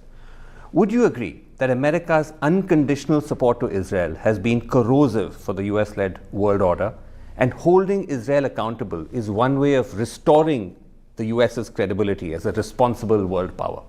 Yes, and we are doing that. Today we had a vote on the Massey Khanna amendment to zero out all aid to Israel, military aid for foreign military sales, the $3.3 billion. And we had over 100 Democrats vote for that. That would have been unthinkable. And I don't want to mention names, but some people came up to me and said, Ro, seeing what happened to you made me more inclined to vote yes on the Massey Khanna amendment. But the bill didn't go through, though. Bill didn't go through because lost. it's a Republican majority right now. But this is a harbinger of... Wait, that's what it's saying? Message was not sent because of a... Okay.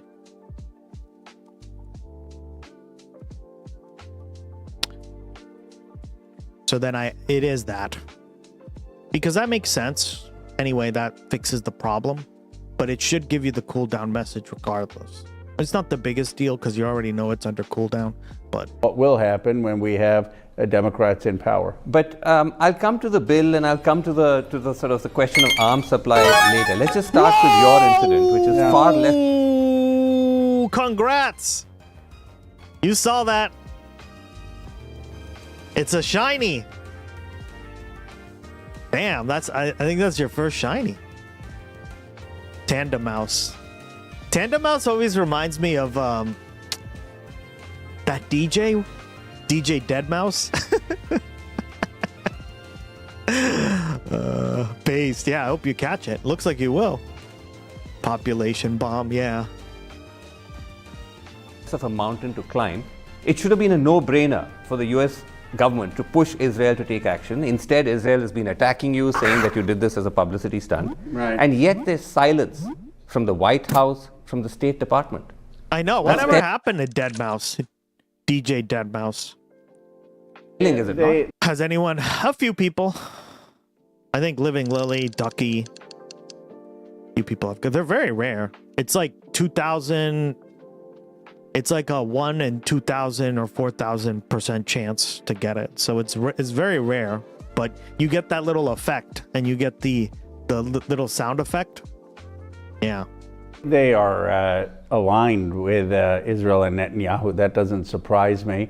But it's disappointing because it's not just me. There were other Americans that were detained. There was a New York Times photographer who was detained. Of course, Palestinians and Israelis that were detained. Sure. And in any other country, you would have the head of state make an immediate apology and say, we're going to investigate. But you've not heard anything from the State Department. You've not heard anything from the White House. Have they tried to reach out to you? Have they tried to contact you? Now, the civilian leadership, David Brownstein in the embassy was incredible, and he, in my view, saved us from harm.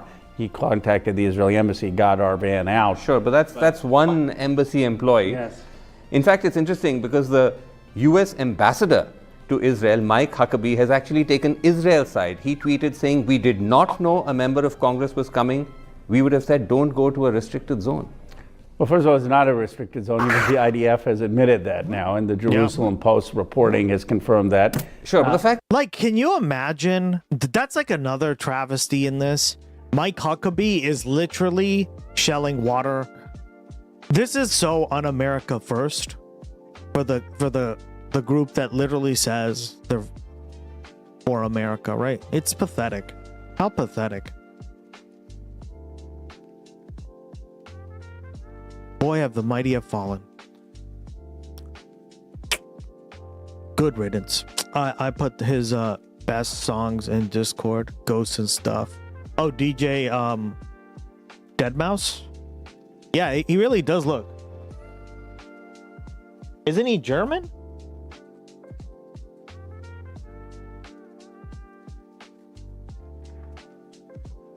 Yeah, see?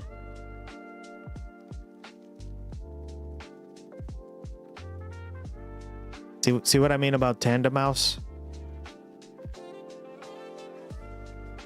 Nah, he's American, I thought. Yeah, I don't remember. I don't care where he's from, but I thought he was German.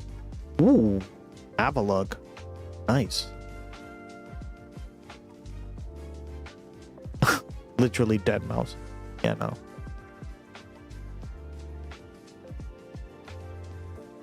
I had a lot of friends who listened to him. The US Wow, whatever happened to him? He just fucked off?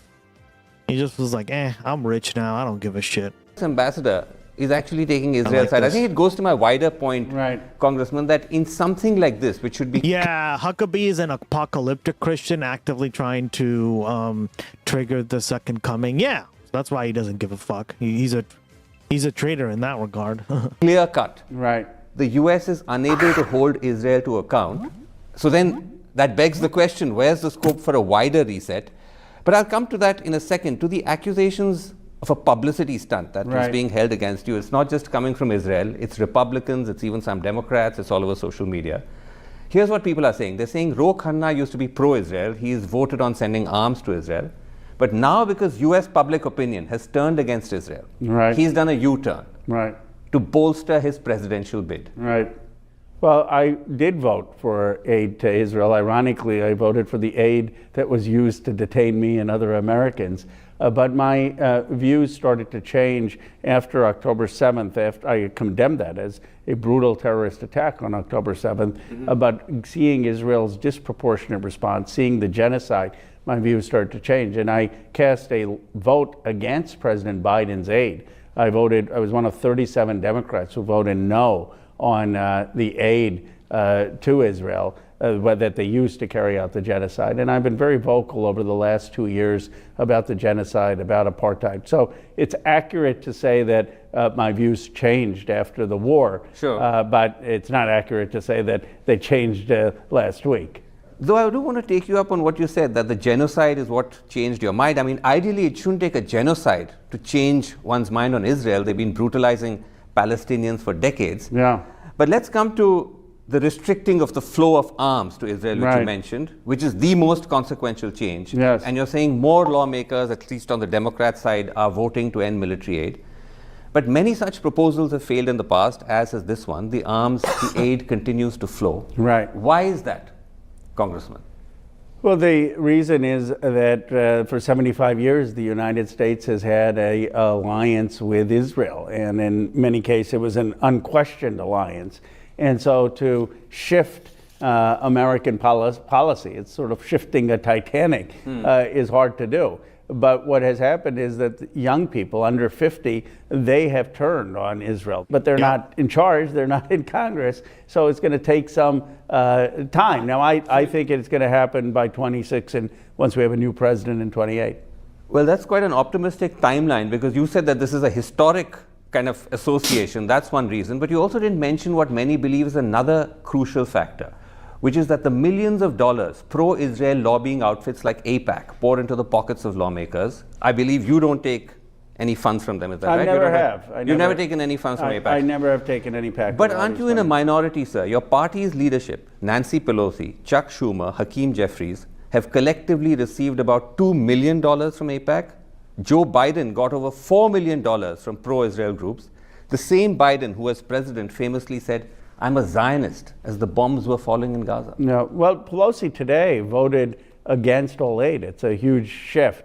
Now, But on the AIPAC funds and the sort of chokehold that it shows on U.S. politics. I think that the lobby groups definitely has had an influence on our policy, but it's not the only reason, right? There are multiple factors. Of course, but I'm specifically on the this lobbying funding.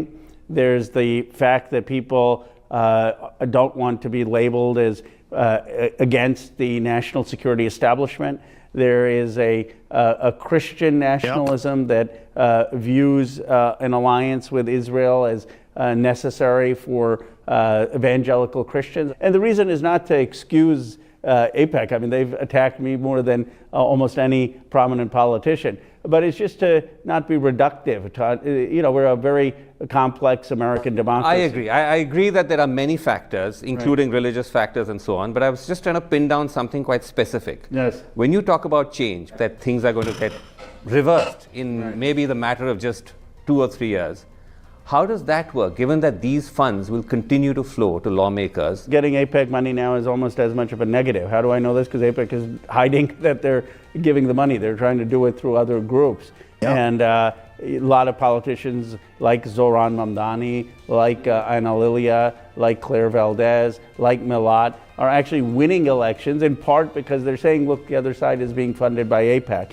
But let me pin you down now on specifics, Yes. because you've spoken about running in 2028, you've spoken about change. Right. Would a President Khanna actually follow through on ending military aid to Israel, sir? Because politicians make big promises, but don't always walk the talk. Well, I voted for it today.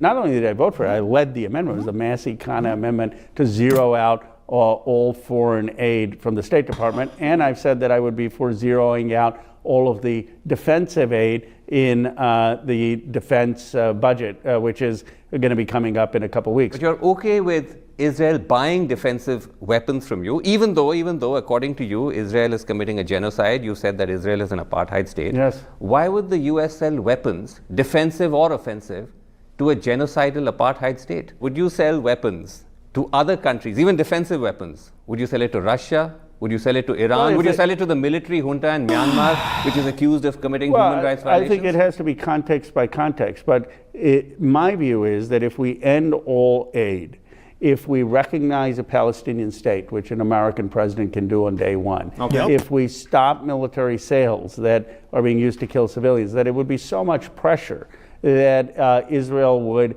change. Now, we can look at other menu options if that doesn't work, but we haven't even tried any of this, and that would be a dramatic shift in American foreign policy. It would help end occupation. Let me ask you about another shift. Would a President Khanna impose economic sanctions on Israel, just as the US did against apartheid-era South Africa? Because earlier you said just settlements. You're now saying you're willing to sanction Israeli banks? Yes, if they're financing the illegal settlements, which many of them are. Any construction company, any bank, any government official that's involved in the settlements in the West Bank, I would be open to sanctioning them. But why such a narrow definition of sanctions, though, given that the whole country, I mean, the idea of genocide is something that implicates the entire state? Why narrowly limit it to settlements? This would make a big difference. If you're sanctioning Israeli banks, you're sanctioning government officials, you're sanctioning construction companies. What steps would a President Khanna take to hold Benjamin Netanyahu and his cabinet accountable for the genocide in Gaza? Well, I've said that he should be tried under the ICC and the ICJ, and I have supported that process to take place. But the U.S. is not a signatory to the ICC. Cycling Bohoy, welcome back. So what role would the U.S. play? Well, the U.S. would support buddy? it. They support the You've now become a regular. Good. ICC is... You got the achievement regular. A lot of people leave that part of Revelation out, but about how Israel's actions would alienate them from the world and lead them to fall, followed by the Antichrist taking the seat of the Lord and newly built temple. Yeah. Some cult-like shit, huh? So the apocalypse Christians want Israel to commit atrocities to fulfill prophecy. I'll send you something. If it's if it were a spliff, he'd be high by now. Yeah. Right on, Ro. Doing good, thanks. Oh, I'm doing excellent. Had a good day so far already. So here with you guys. What up? Isn't it nighttime over there? It's winding down time over there, isn't it? Do you think Khanna is jealous of the cute accent, the interviewer? Yeah, I like the way he says Khanna, right? It's very, I guess that's how you say it. That's pretty based. The investigation, support the ICJ's findings. I don't pay much attention to the ravings of a madman who did some shrooms in the cave and got added to already suspicious, untrue religious cult. Yeah. Yeah, I got home from work not too long ago and just eating dinner right now. Just like I support Putin being tried at the ICC, I would support Netanyahu being tried at the ICC, and I would... But you won't initiate it.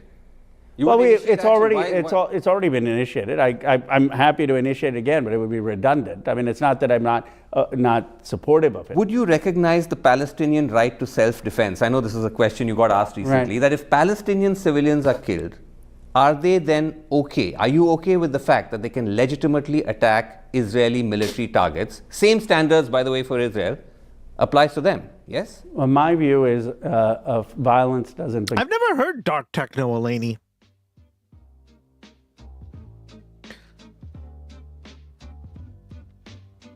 Sounds kind of cool. I love techno, so to me, anything techno is... Right? I always loved going to UN, Model UN, and like meeting up with people and asking like what some of their favorite techno, because techno was very popular. It's still or was at least in the EU, right? Most of the people who go to Model UN are from, I would say, the EU, right? Really all around the world, but especially the EU. It's who I am when I can't help it.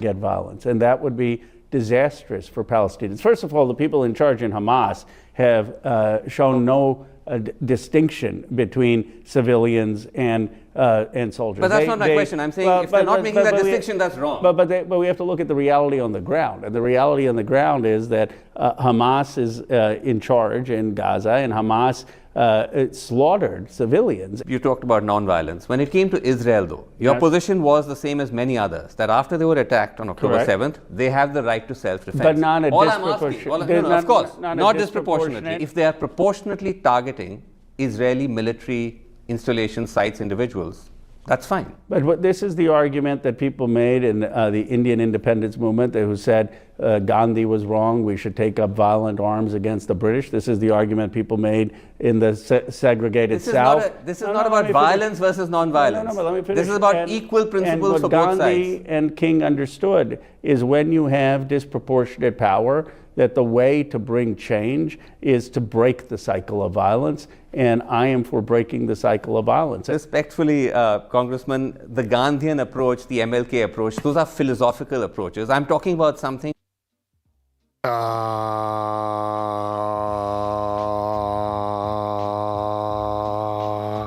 gonna say no. I'm gonna say, oh hell no, he didn't just say that. I disagree entirely.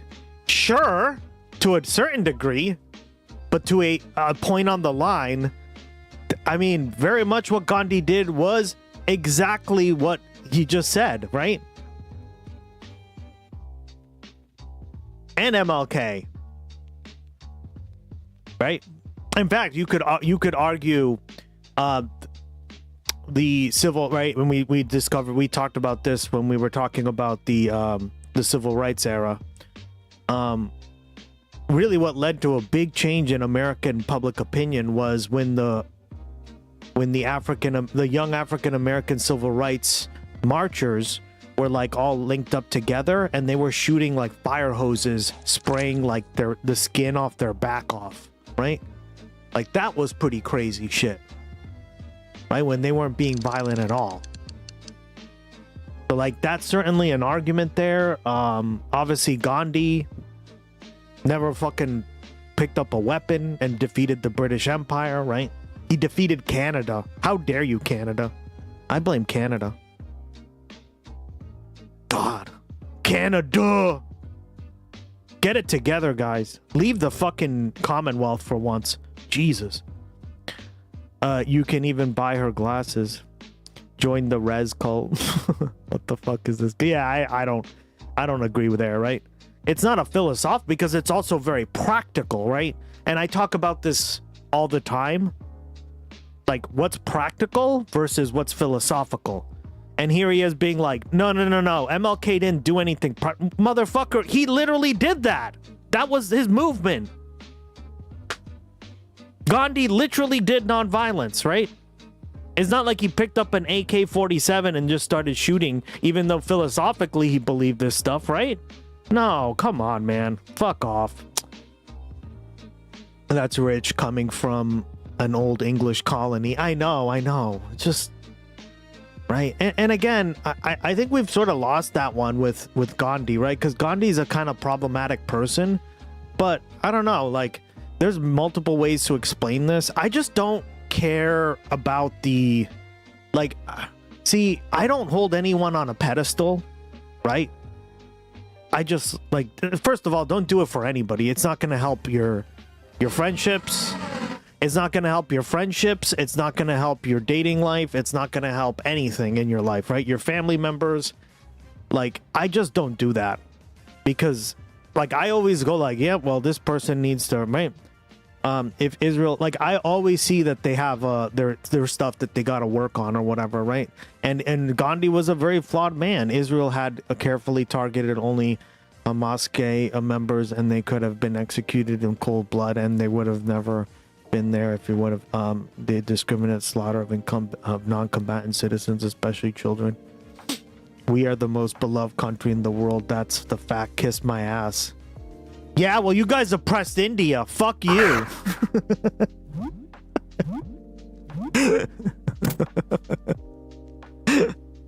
Oh, man. Ooh, you caught a drought again. Cool. Which is built into law, that if you are attacked, you have the right to self-defense. And that should be applied equitably to... You have a right to, but Gandhi was like, we shouldn't do it, to make a principle of it, right? And he did. It wasn't a philosophical thing. It wasn't like he believed it and then he, like, took out an AK-47 and mowed down a bunch of redcoats or whatever the fuck, right? No. He actually practiced this, right? You can say a lot about the man. He wasn't perfect in a lot of ways, right? Like, he was very racist. The kid stuff was pretty fucked up, right? But on this one thing, he was very based on, right? All parties. But I'm a political actor, not a legal scholar. What I'm saying is what I... Exactly. Thank you, Khanna, right? He's saying, no. Like, I'm so sick. I get this a lot on Twitch, too. Like, every time I've come into people's streams, they're talking, like, they're not really talking politics. They're talking, like, philosophy. And I'm like, bitch, I have very little... I don't care as much about philosophy because it's very theoretical. I want to know what, like, you're doing currently right now to fucking fix these issues, right? And this is where I'm always like on the edge. Like, I'm always like, what do we do, like, for the now versus the philosophical, right?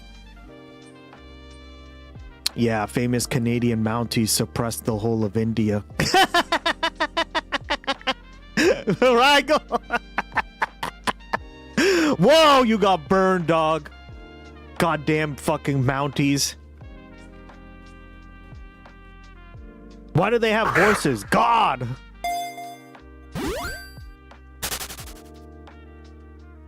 I would support the type of policies I'd support, and my framework would be a pragmatic framework of what will improve the lives of Palestinians and to improve the lives of Israelis. And in my view, that is a non-violent approach. I think that argument is just coming from the pace of equal rights for all. But my final question to you in the sequence, would a President Khanna stop the US's blanket support for Israel in the UN? Yes. You would? Yes. No, I would not. I would not be vetoing. No, I would not be vetoing all these resolutions, and I would stop giving Israel cover. You would have zero aid. You would have no military sales to kill civilians. You would have the recognition of a Palestinian state unilaterally. The American president can do that. That is a enormous transformative change that none of the other 46 presidents have ever done. You already sound like you've made up your mind that you are going to throw your hat in the ring. Let's move beyond Israel. In the past 6 months, the Trump administration has abducted Nicolas Maduro of Venezuela, threatened to annex Greenland, paired up with Israel to kill Iran's supreme leader. You will say this is all Trump. But isn't this a failure of the US system as a whole, of Democrats who are supposed to be the main opposition, of the guardrails of US's much wanted democracy? Well, we lost badly in 2024. We didn't win the House, the Senate, or the presidency. Sure. And you have a president who has abused the constitutional guardrails and is engaged in gunboat diplomacy. Now, we have two types of history in America. We have the history of a nation that freed the world from... Hiya, friends. Welcome, my man. Good to see you again. How's your day been?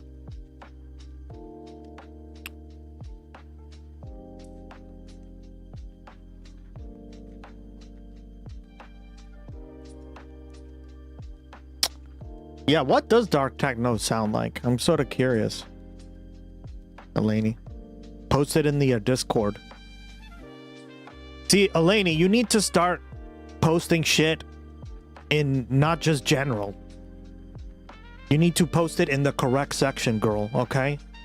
You post your fucking selfies in general. You post everything in fucking general. Do better, girl. God, I'm sick of your shit. I'm joking. No, but seriously, post it in music. No memes in general. Yeah, memes are in the memes. Music goes in music. Reddit or mod. We have a Reddit now, girl. I can make you mod over there if you want. If you like Reddit. I don't know if you like Reddit, but yeah, I just love hearing music from around the world. I told you guys, it's cool. It's very like, even if I don't understand like the language, I think it's like very, yeah, it's just, it really opens your mind up to stuff too. God damn it. I posted my wicked skateboard in general, and oh my god, I have a few skateboards. I didn't tell you this, but I used to skateboard.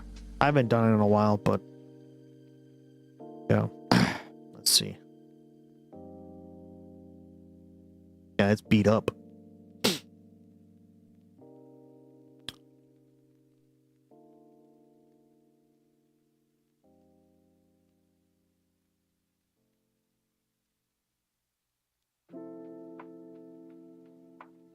Dead mouse. Sweet. Thank you.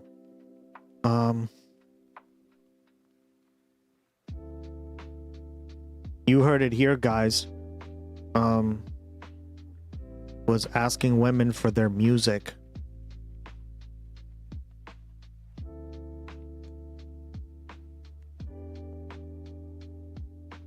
Women.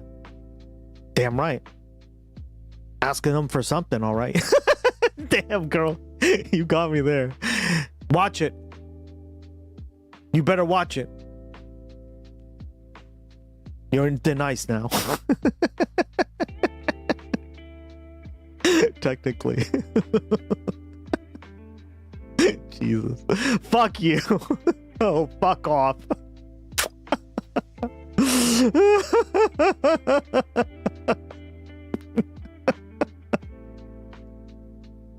We all know what you meant there. Fuck.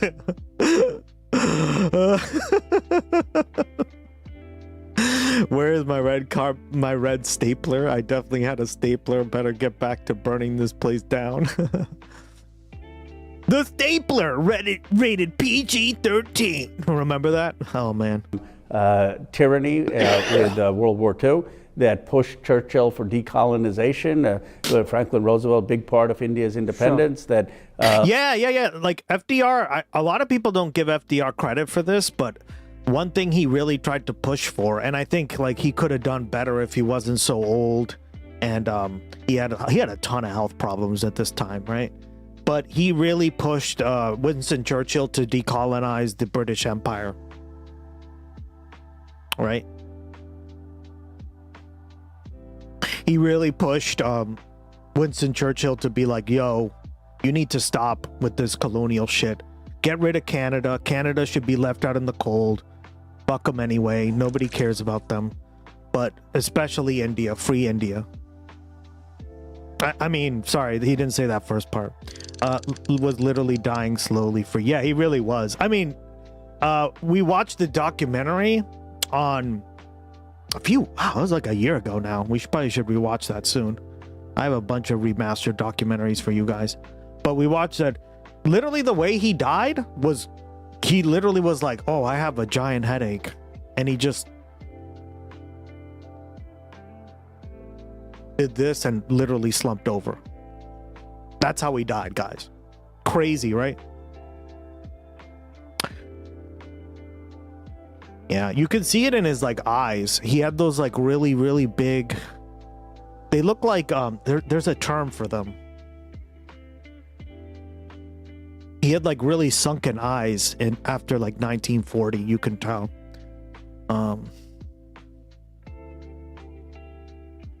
I think he was in the middle of painting as well. Yeah, he was. He was getting his portrait painted by one of Russia's like most prominent artists, right? Because like another thing he doesn't get a lot of credit for that I haven't noticed a lot of people talk about, he really wanted to be like close to Stalin, right? In fact, he was like, fuck Churchill, fuck the UK, they're useless now, right? Like, we're just gonna make the UK do what we want them to do. So he tried to get closer to Stalin than Churchill, right? And a lot of people didn't like that because, you know, the Anglo Brotherhood or whatever the fuck. But like, come on, guys. Like, Churchill didn't even want to, he was a conservative, right? Churchill didn't even want to decolonize until he had him sign that shit. So yeah, no, it was fucked up. He was sitting with the portrait. He was sitting for a portrait with like Russia's most famous, one of their most famous, like painters, and he just like went, "Oh my god, I got a terrible headache," and he just literally passed. And she called, and like the doctor came and everything. It was crazy. While sitting for a portrait at the Little White House, Roosevelt complained of a terrible headache. He slumped forward in his chair and lost consciousness. Doctors tried to revive him, but he never woke up. He was pronounced dead at 3:35 p.m. Yep. Exactly what happened, right? See? Crazy way to die, right? It was a cerebral hemorrhage because it basically means he got a brain clot. Essentially, right? And if you don't get blood to your brain, you get fucked. How much of that was smoking, though? Like, see, I wish you could go back in time and be like, motherfucker, you need to stop with the ciggies. Stop with the ciggies. Stop with the fucking smoke in the inhalation. Stop with all that bullshit, right? He drank a lot, too. Like, how much of that was just that? Right? Like, everyone says it was polio. It probably was at a certain degree, but it was the smoking, right? He smoked like a fucking chimney. Every 5 minutes, he was like, you see him with the fucking cigarette or whatever. Like, they didn't know back then, right? It was up until 1950 when they found out, and he was dead by that time. This will scare him because he cannot. Yeah, so, I don't know. These people, like, fucking pisses me off because you're like, fuck. Why do you smoke so much? And there's still people who smoke, right? In fact, I can tell when somebody smokes just based on their, like, voice.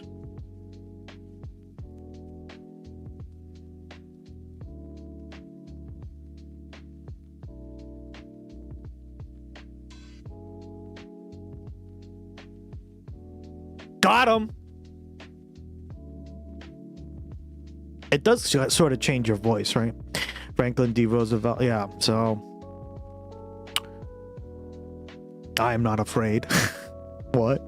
You led the fight against communism, but we also have a history in this country of gunboat diplomacy and taking the Mexican. No, I agree that there have been different arcs that different administrations have followed. But surely, as the opposition party, you don't feel you could have done more to protest, to push back against these excesses? Well, isn't that a failure? We've got to win elections. I mean, the reality is that we've got to continue to stand up, and the Democratic leaders and well, sugar is in a way worse, right?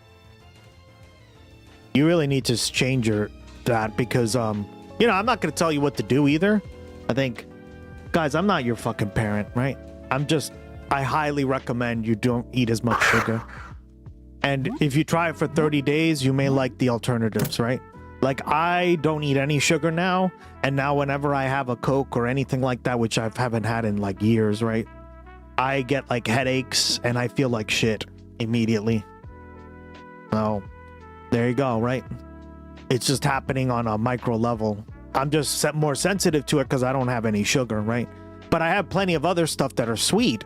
It's just, like, I've found ways to enjoy my treats and stuff that don't have a lot of sugar, because sugar, guys, there are studies now to suggest that sugar is worse than like smoking or anything like that. Yeah, I don't know how much worse, but it's right. I don't know if it's like a lot worse, but it is pretty bad, right? So, right, and if you don't believe me, sugar high, right? sugar crash. All these words we're using to describe sugar addiction, right? Addicted to sugar. Why do we use those terms? They sound like drug terms because essentially sugar is a drug, right? It operates very similarly in the body as a drug, right? So you want to avoid sugar as much as possible. Now, there are other alternatives, right? Sugar and caffeine are drugs. Yeah, caffeine. With caffeine, I don't know. I think that one is a little different, but sure, right? It's still a drug.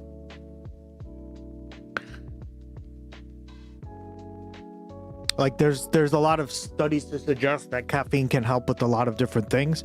Sugar just has no value. It's not like adding sugar to your diet makes you feel better or makes you like, it's only a negative basically, right?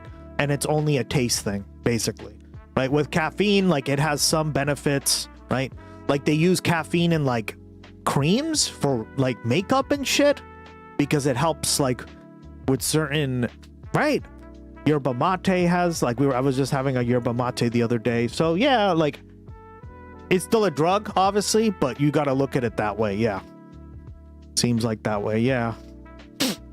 Has not been strong enough, in my view, on standing up against the Iran war, on standing up against ICE, on standing up against deportation. Okay, at least you can see that. But I want to ask you, though, that doesn't this point to also just the fact that there are these weaknesses in the U.S. architecture? Because the sort of American rhetoric is that you import democracy to other countries, often by force. Yeah. But your own guardrails have failed. Well, that's a much deeper crisis. We're an imperfect democracy, but we're still the best shot of a multiracial democracy in the history of the world. You have an Indian American of Hindu faith, born to immigrants in Pennsylvania and Philadelphia, who now represents the wealthiest district in the world.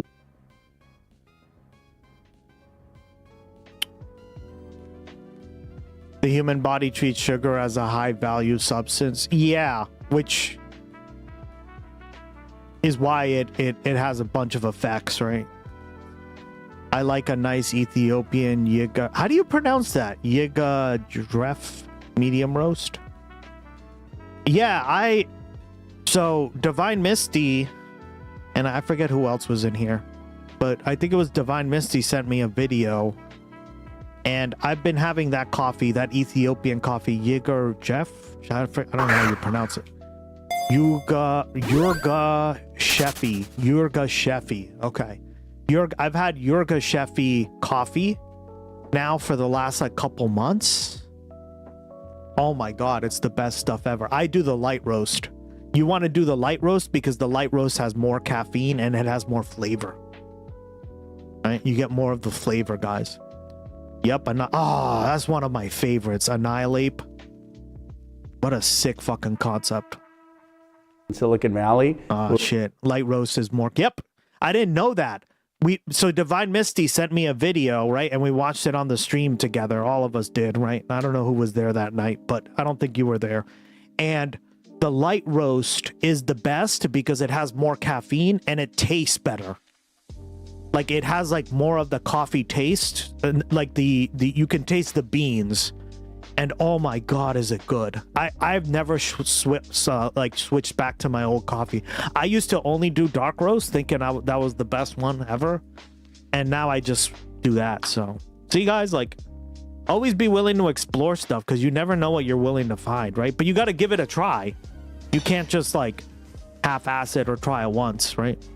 Who has an impact every day on Congress. We're building a nation of people of all different faiths, all different freedom struggles. Are we imperfect? Sure, but we are trying to do something that no nation in the history of the world has ever done. Well, there would be many countries around the world that have faced the brunt of American power, American rules. Who disagree with that. I'm not saying that we have been perfect. There are two strains to American foreign policy. Okay. There is the strain that's done a lot of good in the world, and there's the strain where we have engaged in gunboat diplomacy, particularly in Latin America. Okay, so on this gunboat diplomacy that you talk about, but again, you're talking about the fact that there could be change. The fact is that the U.S. has the most powerful war machine in the world. It has close to 800 military bases overseas. The US arms lobby spends millions Ian Leal just got a 10-day stream streak. www.WHIP. Thank you, Ian Leo. Welcome back to the stream. Dollars. How you been, buddy? Thank you for the 10 days. To fund politicians across the board to keep it that way. As long as all of this remains, what stops America, sir, from launching reckless wars, playing havoc with the world order? Well, not every American president has done that. Jimmy Carter didn't do that. Barack Obama didn't do that. I mean, Obama did. There was the disastrous invasion of Libya, which he criticized. Well, I would criticize. I'm not saying, look, he wasn't perfect, but he certainly didn't have a world view of going and invading other countries. I agree. He made a mistake in Libya. They made a mistake in Yemen in terms of the support for the Saudi war. But I'm talking of presidents across the board. I'm not making a sort of a point here about individual agency. I'm saying that when you have a hammer of this size, a war machine of this size, when you have millions of dollars poured by arms lobbyists to lawmakers to ensure that war machine remains, surely that's a huge problem. Well, that's why I voted against. I voted against all of these bloated defense budgets. Okay, but beyond ideals, in terms of hard steps, you've actually spoken about the fact that these military bases, the 800 bases, are Cold War relics and that they should be shut down. Well, not all of them. I am for a review of these 800 bases, and I'm for cutting our military budget. I'd rather be spending that money not on foreign wars, but on the healthcare, childcare, education of our country. But I would look critically and have a review of the bases. This guy, am I right? What are needed for American security? X-Drone is bad. I can't stop listening. This fucking is like trying to be Mehdi Hassan of India or some shit. I accept his takes are fucking bullshit. Well, I think his anti-imperialist takes are good. It's just I think there's some nuance that he needs to learn, right? I kind of pointed out some of them already, but like I think his overall imperialism, American imperialism takes, I think Ro Khanna is doing a good job at explaining his position here. He's doing a good job, yeah. He's giving nuance, right? And then what are places that no longer But you didn't address, sir, my question on the arms lobby. If you look at what happened in the 4 years between 2020 and 2024, their spending on lawmakers has jumped 3 times, from $50 million to $150 million. Absolutely. American politics is corrupted by the role of big money in politics.